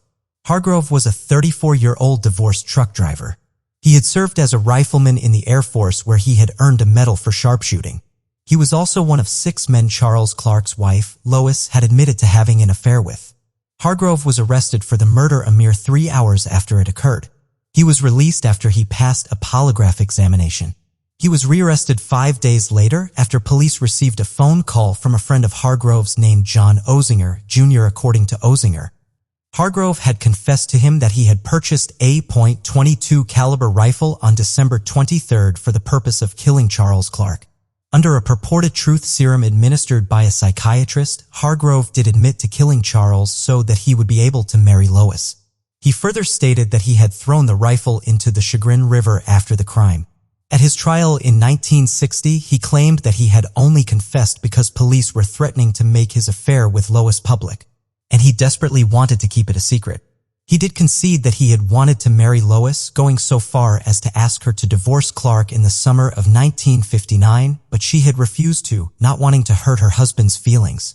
On June 8, 1960, a jury found Hargrove not guilty. A juror told a reporter that while members of the jury thought that it was possible that Hargrove committed the crime, the state did not successfully prove that he did. Lois Clark received over $100,000 in life insurance following her husband's death. She denied any prior knowledge of the crime, and Charles Clark's parents publicly supported her, even after her infidelity came to light. No one else has ever been brought to trial for the murder, so Charles's case remains unsolved. Cesar Torralba lived in Asbury Park, New Jersey with his wife Minerva and their 2 young daughters. On Christmas Eve of 2007, he left his family's apartment on 6th Street to visit the Super Extra grocery store. His father was flying in from Mexico for Christmas, and Cesar wanted to make stuffed chilies for Christmas dinner for him. He successfully purchased the necessary ingredients for the meal, but ran into trouble before he could make it home. Minerva Torralba heard her husband's voice outside their apartment and assumed that he was chatting with one of her neighbors, as he often did. She looked out the peephole on her front door to see who he was speaking with, but she did not see a friendly face. Instead, she saw an unfamiliar African-American man dressed in black with a gun pointed on her husband. Minerva ran for her phone to call 911, but she heard a gunshot from outside before she could even reach it. Cesar passed away an hour later. He died 16 days short of his 36th birthday. The Torralbas received an outpouring of support from their community following the murder. The Guardian Angels, the nonprofit community safety patrol, came to Asbury Park to pass out flyers looking for information. 3 weeks after Cesar was killed, more than 150 people marched in Asbury Park to protest the violence in their community. Despite these community efforts, no suspect was ever identified. Minerva Torralba continues to speak to the media and pressure local authorities to stay focused on the case, hoping that one day she will be able to get justice for her late husband. Tara Tracy loved Christmas. The 25-year-old married mother of 4 was known to put up her Christmas tree in October so she could savor the season for longer. Tragically, in 1999, she would not get to see her favorite holiday. Tara spent December 23, 1999, celebrating her son Paul's 7th birthday. She then went to work her overnight shift at the Pantry, a convenience store directly across the street from her home. Tara enjoyed her job because it allowed her to be at home with her children during the day while her husband was at work, and she did not have to worry about transportation to get there. A family friend saw Tara at the store at 3:15 a.m. on Christmas Eve. At 4:20 a.m., a bread delivery man arrived at the store. He found Tara bleeding badly behind the counter and the store in disarray. Tara was rushed to the hospital but died soon after she arrived. She had been stabbed multiple times, and defensive wounds on her hands showed that she fought her attacker fiercely. The cash register had been knocked over, and some cash, less than $50, and some cigarettes were missing from the store. While robbery would be an obvious motive in the murder, certain details make those close to the case believe there was a more personal motive at play. The instrument used to stab Tara has been described by the police as unique. They have never publicly identified what it was to protect the integrity of the ongoing investigation. They have stated, however, that it is something that a robber would not normally bring with them to commit a robbery. Tara's family also believes that she knew her killer because her keys were found in the door, meaning she let the assailant into the store, which she would not have done for a stranger while she was alone at night. Tara's husband moved their children away almost immediately after the murder, not being able to cope with living so close to the scene of the crime. Tara's mother, Janice Hamilton, lost her other daughter, Nikki, just 17 months after losing Tara when she was killed by a drunk driver. On Memorial Day, the Pantry is now a BP station, and Tara's home was eventually demolished. A CVS now stands in its place. Police say they have persons of interest in Tara's case, but the case remains stalled. Nick J. Triant, 82, and his 74-year-old wife, Dimitra, were originally from Greece. They had owned and run a hotel in Wisconsin but had retired to the warmer climate of Clearwater, Florida. They liked to drive to the beach at dusk and spend hours watching the waves roll in with friends from the local Greek community. On Christmas Eve of 1968, a neighbor of the couple's knocked on their door. They had Christmas presents to deliver. The neighbor did not receive an answer, so they peered into the house through the front window. At first, the view was festive. The lights on the couple's Christmas tree were blinking, and a pile of Christmas cookies were on a tray on the kitchen counter. Then the neighbor noticed the terrible scene on the living room floor. both Demetra and Nick lying on the floor, both in their pajamas. They had both been beaten about the head.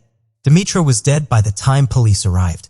Nick was alive but barely clinging to consciousness. He was able to speak but was reportedly rambling incoherently. He managed to cling to life for 3 more days in the hospital before finally passing away due to his injuries. There had been a recent robbery in the neighborhood and several items were missing from the couple's ransacked home, leading police to believe that the couple had been killed after interrupting a burglary. The couple did not have a lot of money, so the killer would have only gotten a few pieces of jewelry in exchange for the lives of the couple. There were no witnesses to the crime, leaving police only known burglars to interview. They quickly ran out of leads to follow. The couple's granddaughter, Nikki, has continued to stay in contact with police in the 50 years since the murders, spurring them to continue trying to solve the case. Normally, she and her mother and brother would have been at Clearwater visiting her grandparents for Christmas on the day they were murdered, but Nikki, 18 and 1968, had returned from college with the flu, causing the trip to be postponed that year. Police continue to submit evidence from the scene for a forensic examination, hoping that advances in technology will help identify whoever killed the couple, but their efforts have yet to make such an identification. Randall Brown was 47 years old and lived in Clearwater, Florida. He was employed as a flight instructor. On Christmas Eve of 1973, he failed to arrive at work, which was out of character for him. His employer called the police. When they arrived at Randall's 8th-floor apartment at 9 a.m., they immediately knew something was amiss due to the state of the apartment. They discovered Randall's body inside of a closet. He had been shot and suffered blunt force trauma. Despite the disarray at the scene, police found no signs of forced entry, implying that Randall had willingly let his killer into his apartment. Randall was active in the local bar scene, so he may have met someone while he was out and brought them home. Randall was also openly gay and had dealt with issues in the past with individuals who were hostile towards this aspect of his identity. Police had a lot of luck collecting evidence early on in their investigation. They found fingerprints at the crime scene and found Randall's car on Mandalay Avenue. The car was still in Clearwater but was on a different island that was part of the city than Randall's apartment. Investigators also learned that Randall's credit cards had been found in the early hours of the morning by a police officer near a dumpster in St. Petersburg, Florida, 20 miles south of Clearwater. The fingerprints had never been matched in any database, and police found no witnesses in either Clearwater or St. Petersburg. Randall's case went cold. In 2013, the Clearwater police spoke to the local media about Randall's case, along with the Jitrans, in hopes that their shared date of Christmas Eve would increase interest in the case and encourage individuals with information about them to come forward. The effort was unsuccessful, but Clearwater police continued to investigate both cases. Arguably the biggest true crime news story of 2018 was the arrest of Joseph James DeAngelo, who was identified by authorities as the infamous Golden State Killer. Authorities in California have charged him with 8 counts of murder and 13 kidnappings to commit robbery in place of rape charges, as the statute of limitations on such crimes has expired. These charges represent only a small fraction of the violent crimes the Golden State Killer between 1974 and 1986. DeAngelo has not yet gone to trial or been convicted of any of these charges.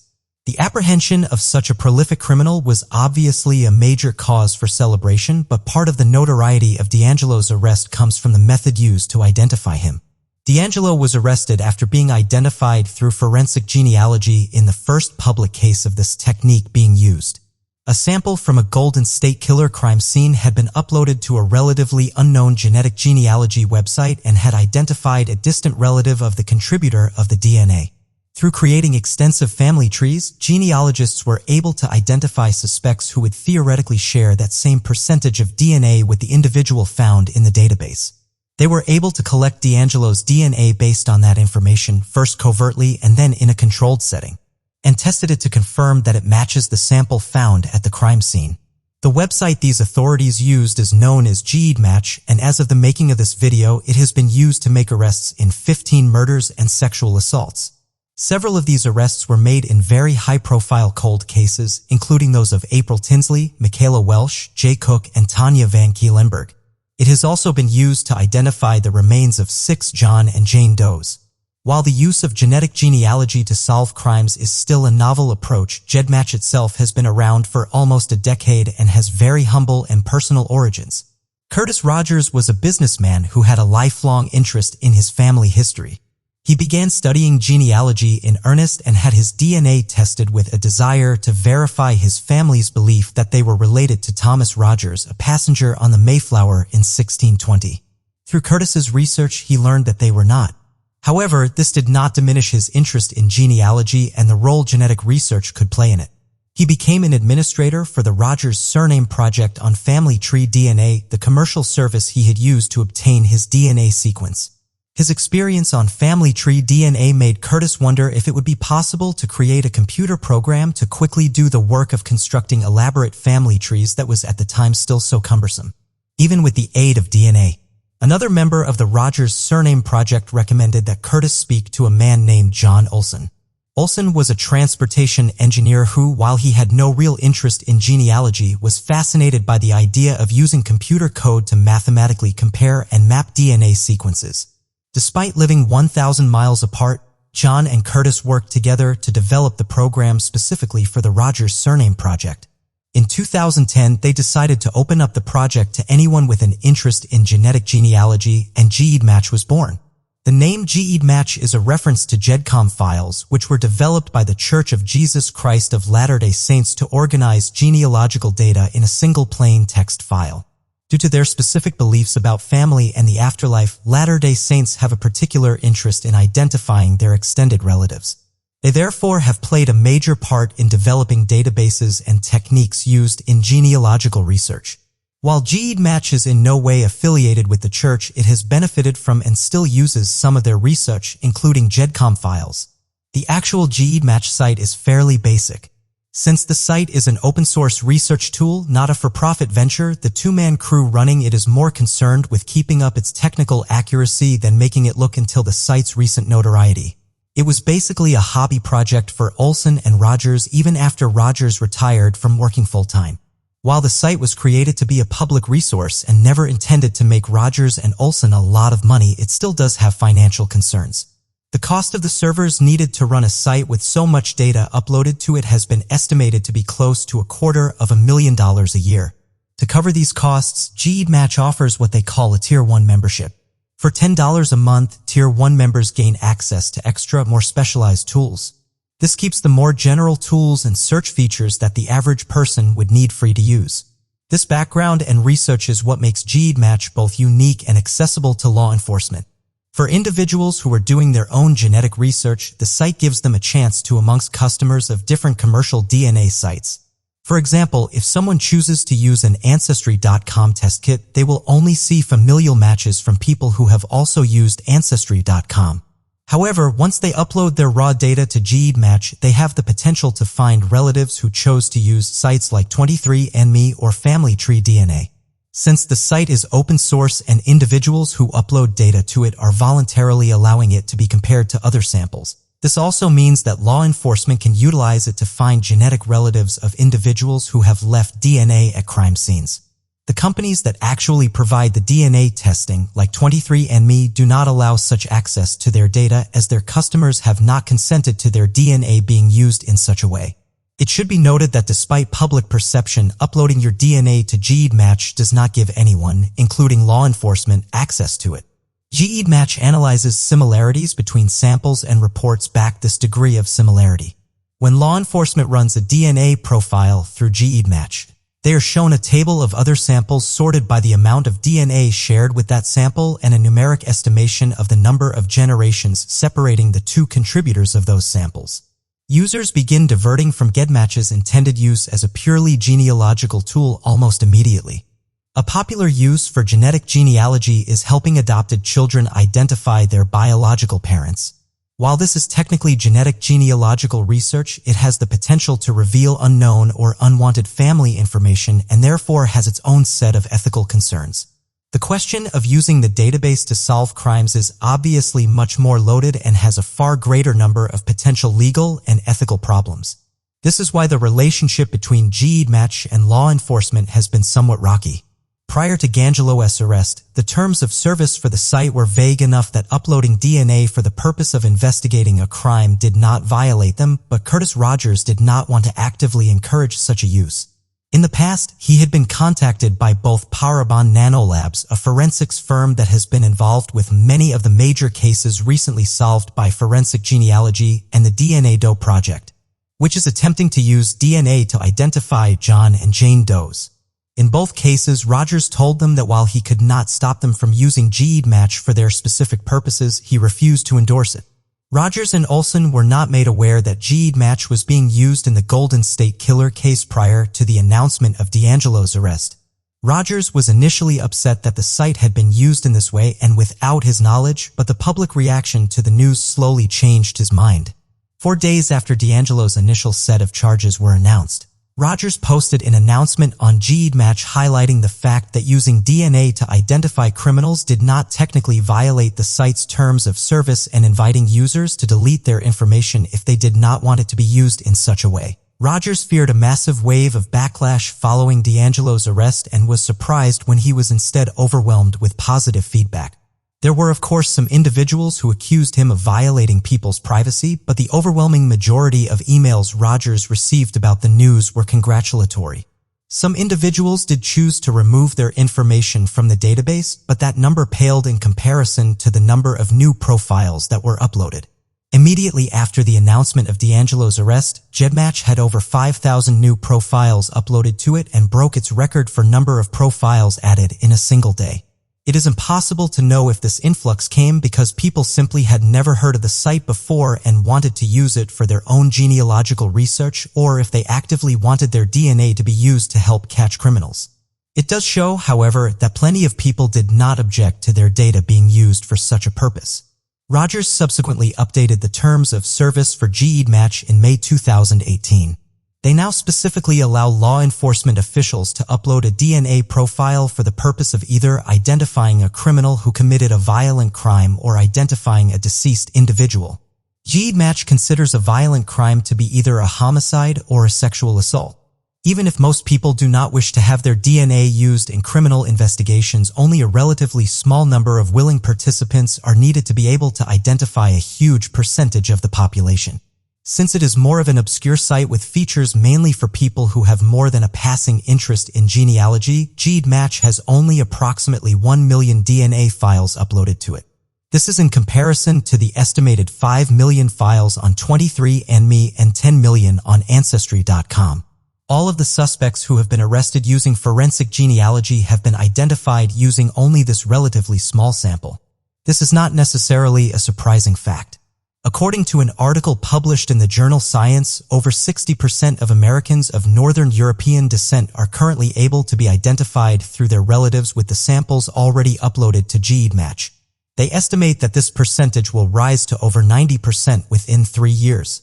This is due to how distantly two people can be related and still share a detectable amount of shared DNA.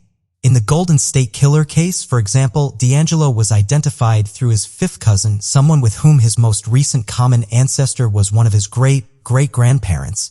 Assuming every person in a family tree has 2 or 3 children, an individual in that family can expect to have 4,700 fifth cousins. Now, relatives more distant than third cousins only theoretically share a small enough amount of DNA that they are not guaranteed to have any shared DNA at all. Out of those 4,700 fifth cousins, a 2012 study has estimated that only about 700 of them would be identifiable through DNA. Even with this limitation, 1 million samples still has a very far reach into the general population. This video is purely an overview of GEDmatch and forensic genealogy. There are of course a wide range of ethical concerns that go along with this practice, and I have deliberately left out major issues like privacy and race, as each of these topics alone would probably require multiple videos to address them properly. However, unless a major court case strikes the practice down, forensic genealogy will probably continue to increase in prominence in the American justice system. As the response to GEDmatch itself after D'Angelo's arrest shows, transparency in the use of the site to solve crimes and make identifications is crucial. Educating the public about this practice and letting them make their own informed decisions about how they want to use their DNA is a basic but essential part of forensic genealogy. Henry Burinski was born in Poland in 1911 and as an adult became a Roman Catholic priest. In the chaos of World War II, he was forced to leave the country of his birth. He became a teacher, working for a time in Africa. He then enlisted in the military, serving with the Polish Second Corps for the remainder of the war. He stayed with them after the war ended and arrived with them in England in 1946. He was discharged from his military service in 1949 and remained in the United Kingdom. In October of 1952, he was appointed chaplain of the Polish community in the city of Bradford in West Yorkshire. At the time, Bradford was home to a large number of refugees from Central and Eastern Europe who had come to the UK to escape the communist governments which had come to power in their home countries. The refugee population of the city at the time has been estimated to be around 6,000, with approximately 1,500 of them being Polish, like Burinski. Father Burinski's appointment was not without controversy. He was sent to replace Canon Borislav Martinellis, a 58-year-old priest from Lithuania who had been one of the first refugees to arrive in West Yorkshire after World War II. He had been the first priest to serve the majority of the refugees who arrived in England after him in their new country. Martin Ellis resented Father Burinski being sent to take over his congregation, and so he refused to leave Bradford. He continued to say Mass for the small Lithuanian community in the city who still supported him.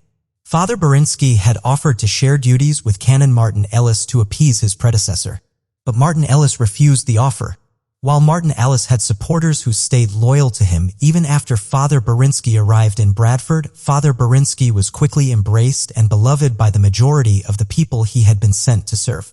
While Martin Ellis was Lithuanian, he was ethnically Polish and spoke the Polish language, which was one of the reasons he had been assigned to minister to the Polish population in Bradford in the first place. Some of the Poles in Bradford may have supported Father Burinski, because he was actually from their native country and had a strong sense of Polish pride. It seems more likely, however, that he received the overwhelming support he had due to his vibrant personality. Canon Martin Lees is generally referred to as being cold and dour. Father Burinski, on the other hand, was a dynamic preacher who genuinely enjoyed spending time with his parishioners and took an active interest in them and their daily lives. He was proud of his Polish heritage, and his sense of nationalism inspired his refugee parishioners whose sense of pride in the land of their birth had been beaten down by war, oppression, and exile. On July 13, 1953, Father Burinski arrived at the door of Canon Martinelli's home. When the canon asked him what he was doing there, Father Burinski told him that he had just received a phone call from someone claiming to be speaking on Canon Martinelli's behalf. The caller had asked him to come see Canon Martinelli's right away. Martinellis told Burinski that he had not asked anyone to make such a call, and Burinski left. Around 7 p.m. that same night, Burinski answered another phone call at his residence at 82 Little Horton Lane. His landlady, Irina Beck, saw him answer the phone and took note of it because he was behaving strangely. Father Burinski, who was usually gregarious and pleasant, was speaking in short, clipped sentences. He seemed tense and secretive and cupped his hand over the receiver of the phone, so as to keep Irina or her husband from overhearing the conversation he was having in Polish. His strange demeanor worried Mrs. Beck. The last thing Mrs. Beck heard Father Burinski say before he hung up the phone was, "Okay, I'll go," in Polish. Father Burinski took his hat and heavy coat, which he should not have needed in the middle of summer, and left the house. He left behind his wallet and his identification papers. This would be the last confirmed sighting of the priest. There is, however, a second-hand report of him running into a parishioner outside of St. Luke's Hospital after he left his lodging. He reportedly told the parishioner that he did not have time to talk because he was off to play detective. Father Burinski's disappearance devastated the members of his parish. The Polish community anxiously looked for opportunities to help in the search for their beloved priest. They feared that foul play was the only thing that could have taken Father Burinski from them, and rumors spread throughout Bradford about who could have harmed him. The first and most obvious suspect was Father Burinski's predecessor, Canon Bolslaw. After Father Burinski went missing, Canon Martin Ellis downplayed his resentment of him. He claimed to the police that he had not been dismissed from his parish, but had rather resigned due to health problems and as such had no motive to harm Father Burinski. This account of him leaving the parish has been widely discredited. As he also pointed out in his interview with police, however, it does seem unlikely that Canon Martin Ellis have been directly involved in Father Burinski's disappearance and presumed death due to his physical condition. Father Burinski was 16 years younger than Canon Martin Ellis. While at 58, Canon Martin Ellis certainly wasn't ancient, he would probably be more frail than the 42-year-old Father Berensky. Father Berensky was also known for his particularly solid stature. Standing around 6 feet tall and approximately 200 pounds, he would have been difficult for the more slight Canon Martin Ellis to physically overpower, even if the two men had been the same age. There was also a fear that Cold War politics may have caused Father Berensky to meet with foul play. Father Berensky was an outspoken opponent of communism and frequently preached against it in his homilies. In October 1952, he was part of a group of priests who organized a protest against harassment from agents of the Soviet embassy in London, in Bradford, and the Yorkshire area at large. Refugees from countries behind the Iron Curtain had reported being visited in their homes at night by individuals trying to pressure them into returning to their homelands. Others claimed to have received letters that politely asked them to return, but also contained veiled threats about what would happen to their family members who had not been able to escape to England with them if they did not. There were widespread reports of a ring of KGB agents operating in and surveilling Bradford at the time. Fear and paranoia were prevalent in Bradford. Emboldening the community and speaking out against communism were not unique to Father Berensky, however. As communism was hostile to religion, the communist governments of Eastern and Central Europe persecuted both the church and its clergy. This meant that every priest in the West was opposed to communism, at least in theory, and plenty of them preached against it. Father Berensky would not be worth attacking for foreign agents purely for his protests against communist governments. If he were abducted or killed by foreign agents, it would presumably have to have been because he stumbled upon some sort of specific information about the espionage going on in Bradford, which he potentially could have if he really were playing detective when he left his home on July 13th. Soviet involvement in Father Berensky's disappearance seemed to be confirmed in 1962. Bohdan Stashinsky, a KGB officer and assassin who had defected to the West in 1961, claimed to have assassinated Father Berensky using cyanide under orders from Moscow, and then buried his body on the Ilkley Moor. 3,000 people from Bradford volunteered to search the moor should Stasinski's story be confirmed. The story, while it sounded promising, quickly proved untrue. Stasinski had been in Kiev for training at the time Father Berensky went missing, and he was not trained to use cyanide for assassinations until 1957, for years after Berensky's disappearance. Police did search the moor but found nothing linked to the case. It is also possible that both espionage and professional jealousy resulted in Father Berensky going missing. Bob Taylor, a retired police officer who re-examined police evidence in the case, alleged on a BBC television show in 2003 that Father Berensky had been murdered by the Polish secret police. He further claimed that Canon Martin Ellis had been involved in the plot to have him killed. He did concede that Martin Ellis may not have wanted Father Berensky dead. Rather, he may have been coerced into helping to get Father Berensky by being told that he was only going to be abducted and that he would have his old position back in his rival's absence. Canon Martin Ellis's involvement, Taylor claims, was covered up by the Catholic Church. Canon Martin Ellis, willingly working for communists, does seem unlikely. He had survived 18 months in a Soviet prison camp during the Second World War and had himself fled to England to escape the expanding reach of communism.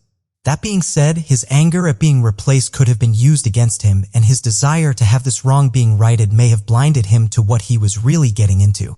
It is certainly plausible that he may have been pulled into a plot against Father Berensky with a promise that he could be reinstated to his previous position, not understanding who he was really working with, or even what they were really planning to do to Father Berensky. He may not have grasped the reality of what was going to happen to Father Berensky until after he was already gone. Canon Martin Ellis may also have gotten a sense that something terrible was going to happen at the last minute and made an attempt to save his rival. It is possible that the first phone call Father Berensky received on July 13th was meant to be the original lure to whatever fate ultimately became of him. If Canon Martin Ellis did have the phone call summoning Father Berensky to his home made on behalf of the people he was working with, he may have lied about it. Once he was faced with Father Berensky, Canon Martin Ellis may have sent the younger priest away, claiming to have never asked for such a call to be made in an attempt to save Berensky from the plot against him. While we know Canon Martin Ellis resented Father Berensky for replacing him, we have no evidence that he would go so far as to want the fellow priest to be murdered. Even if Canon Martin Ellis was not involved with the plot against Father Berensky himself, that does not mean that he did not know what happened to him. He could have been made aware of what happened to his rival in confession. In the Catholic Church, individuals can confess their sins to a priest and receive absolution for them. Priests are absolutely forbidden to reveal anything told to them during confession. And betraying the confidence of someone seeking penance is one of the worst things a priest could do in the eyes of the Church. A priest will be subject to excommunication for doing such a thing.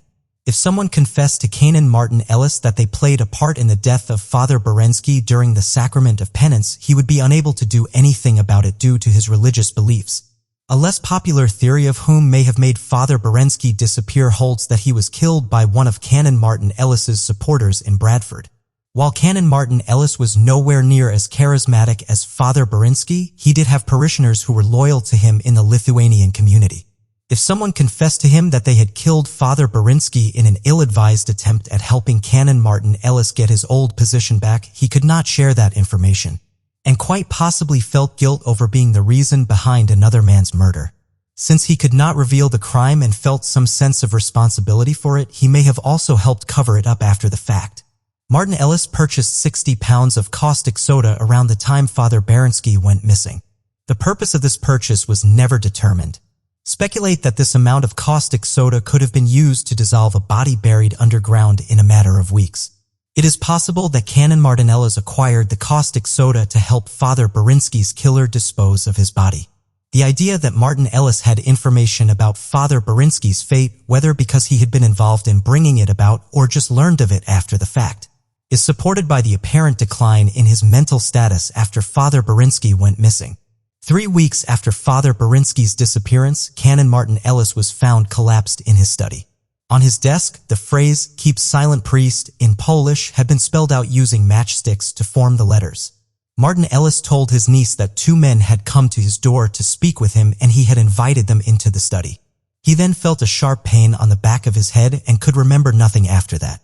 A neighbor who had helped get the canon out of the house and to the hospital told the newspaper that he had seen a large bruise on the back of his head. Police were skeptical about Canon Martin Ellis' story from the very beginning. The canon did eventually call the account into question himself as well. Accounts vary, but the canon either told the police that it never happened or that it was possible that he'd imagined it. If the attack never occurred, this would mean that the ominous matchstick message would have been a warning he was trying to get across to himself. In either case, the incident certainly does not indicate that Canon Martin Ellis' mind was at ease in the aftermath of Father Berensky going missing. Canon Martin Ellis did not have to live with this mental stress for very long. He died of a heart attack in 1955, just 2 years after Father Berensky vanished. The shadow of Father Berensky's disappearance was so dark on Canon Martin Ellis' reputation that the Bishop of Leeds, John Heenan, had to address the rumors of Martin Ellis' involvement in the case during his funeral mass. He assured the congregation that the idea of Canon Martin Ellis being involved in harming another priest was absurd. He did concede, however, that the canon's mind had been troubled ever since Father Berensky disappeared. In the years since Father Berensky went missing, the threat of Soviet spies has been lifted from the Polish community in Bradford, but not the desire for answers about what became of their beloved chaplain. While Father Berensky may not be in Bradford anymore, his reputation certainly lives on. His congregates raised their children on tales of the great priest who was mysteriously taken from them too soon. Joey Labue Jr. was born in Cincinnati, Ohio in 1989. Quiet and reserved even as an infant, he grew into an observant and quick-witted adult who was somewhat of a homebody. He graduated from Ohio State University in 2011 with a degree in financial planning. He took a job at Morgan Stanley and was living outside of Columbus, Ohio in 2016. On March 4th of that year, Joey was persuaded to ditch his usual Friday night routine of Netflix and video games to go out to the Union Cafe, a popular bar on High Street in Columbus Short North District with his cousin Stacy and her husband Kyle. The bar was unusually crowded that night because it was the weekend of the Arnold Sports Festival, an annual event that over 100,000 people traveled to Columbus for. Like many people, Joey became more relaxed and social. After having a few drinks, Joey, Stacy, and Kyle were based at a table in the bar, but Joey spent most of the evening moving throughout the Union, talking to different acquaintances and dancing. After midnight, Stacy began to feel ill and wanted to leave. She could not find Joey, so she called and texted him. Joey did not answer, which was unusual for him. Hoping that Joey had decided to spend the night at the apartment of a friend who lived close to the bar, Stacy and Kyle went home. Stacy continued calling and texting her cousin until 2:30 in the morning but never got any response. While Joey never responded to Stacy, his phone did send out one final text message after he was last seen at the Union. However, this message only deepened the mystery of what happened to him. At 1:22 a.m. on March 5th, Joey's phone sent out a one-word text message to one of his friends. The seemingly random string of letters has never been definitively found to have any sort of meaning. Joey's and his guessed that it may have been Joey's inebriated attempt to say Jonestown, the town where she worked and had mentioned earlier in the night when she had been texting Joey. A massive effort to find Joey began the Sunday after he was last seen. His family held vigils, and businesses up and down High Street displayed missing persons flyers. Local television stations covered the story and Joey's picture was shared through social media. Grainy security footage turned over to the police by the Union showed Joey walking towards the bar's exit without his coat despite the cold temperatures that night.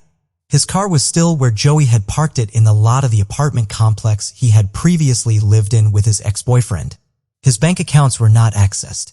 His cell phone remained active for approximately 2 hours after he was last seen, and GPS showed that he had remained in the general area of the short north. 2 weeks after Joey went missing on March 29th, his body was discovered in the Scioto River, several feet from the shore, caught on some debris. While Joey's family finally knew where he was, the discovery of his body added even more layers of mystery to the case. Showed no outward signs of trauma, and the only drugs in his system were alcohol and caffeine. It would be easy to assume that Joey had either committed suicide or drunkenly fallen into the river by accident, but further examination of his body ruled these options out. There was no water found in Joey's lungs, which the coroner's office stated means that Joey was almost certainly dead before he was put into the water. The coroner's office was unable to determine Joey's cause of death. Suicide has been ruled out and Joey's death was ruled broadly as a suspicious death. Police continue to investigate the case. As of now, however, both the cause of Joey's death and the identity or identities of those involved in it remain unknown.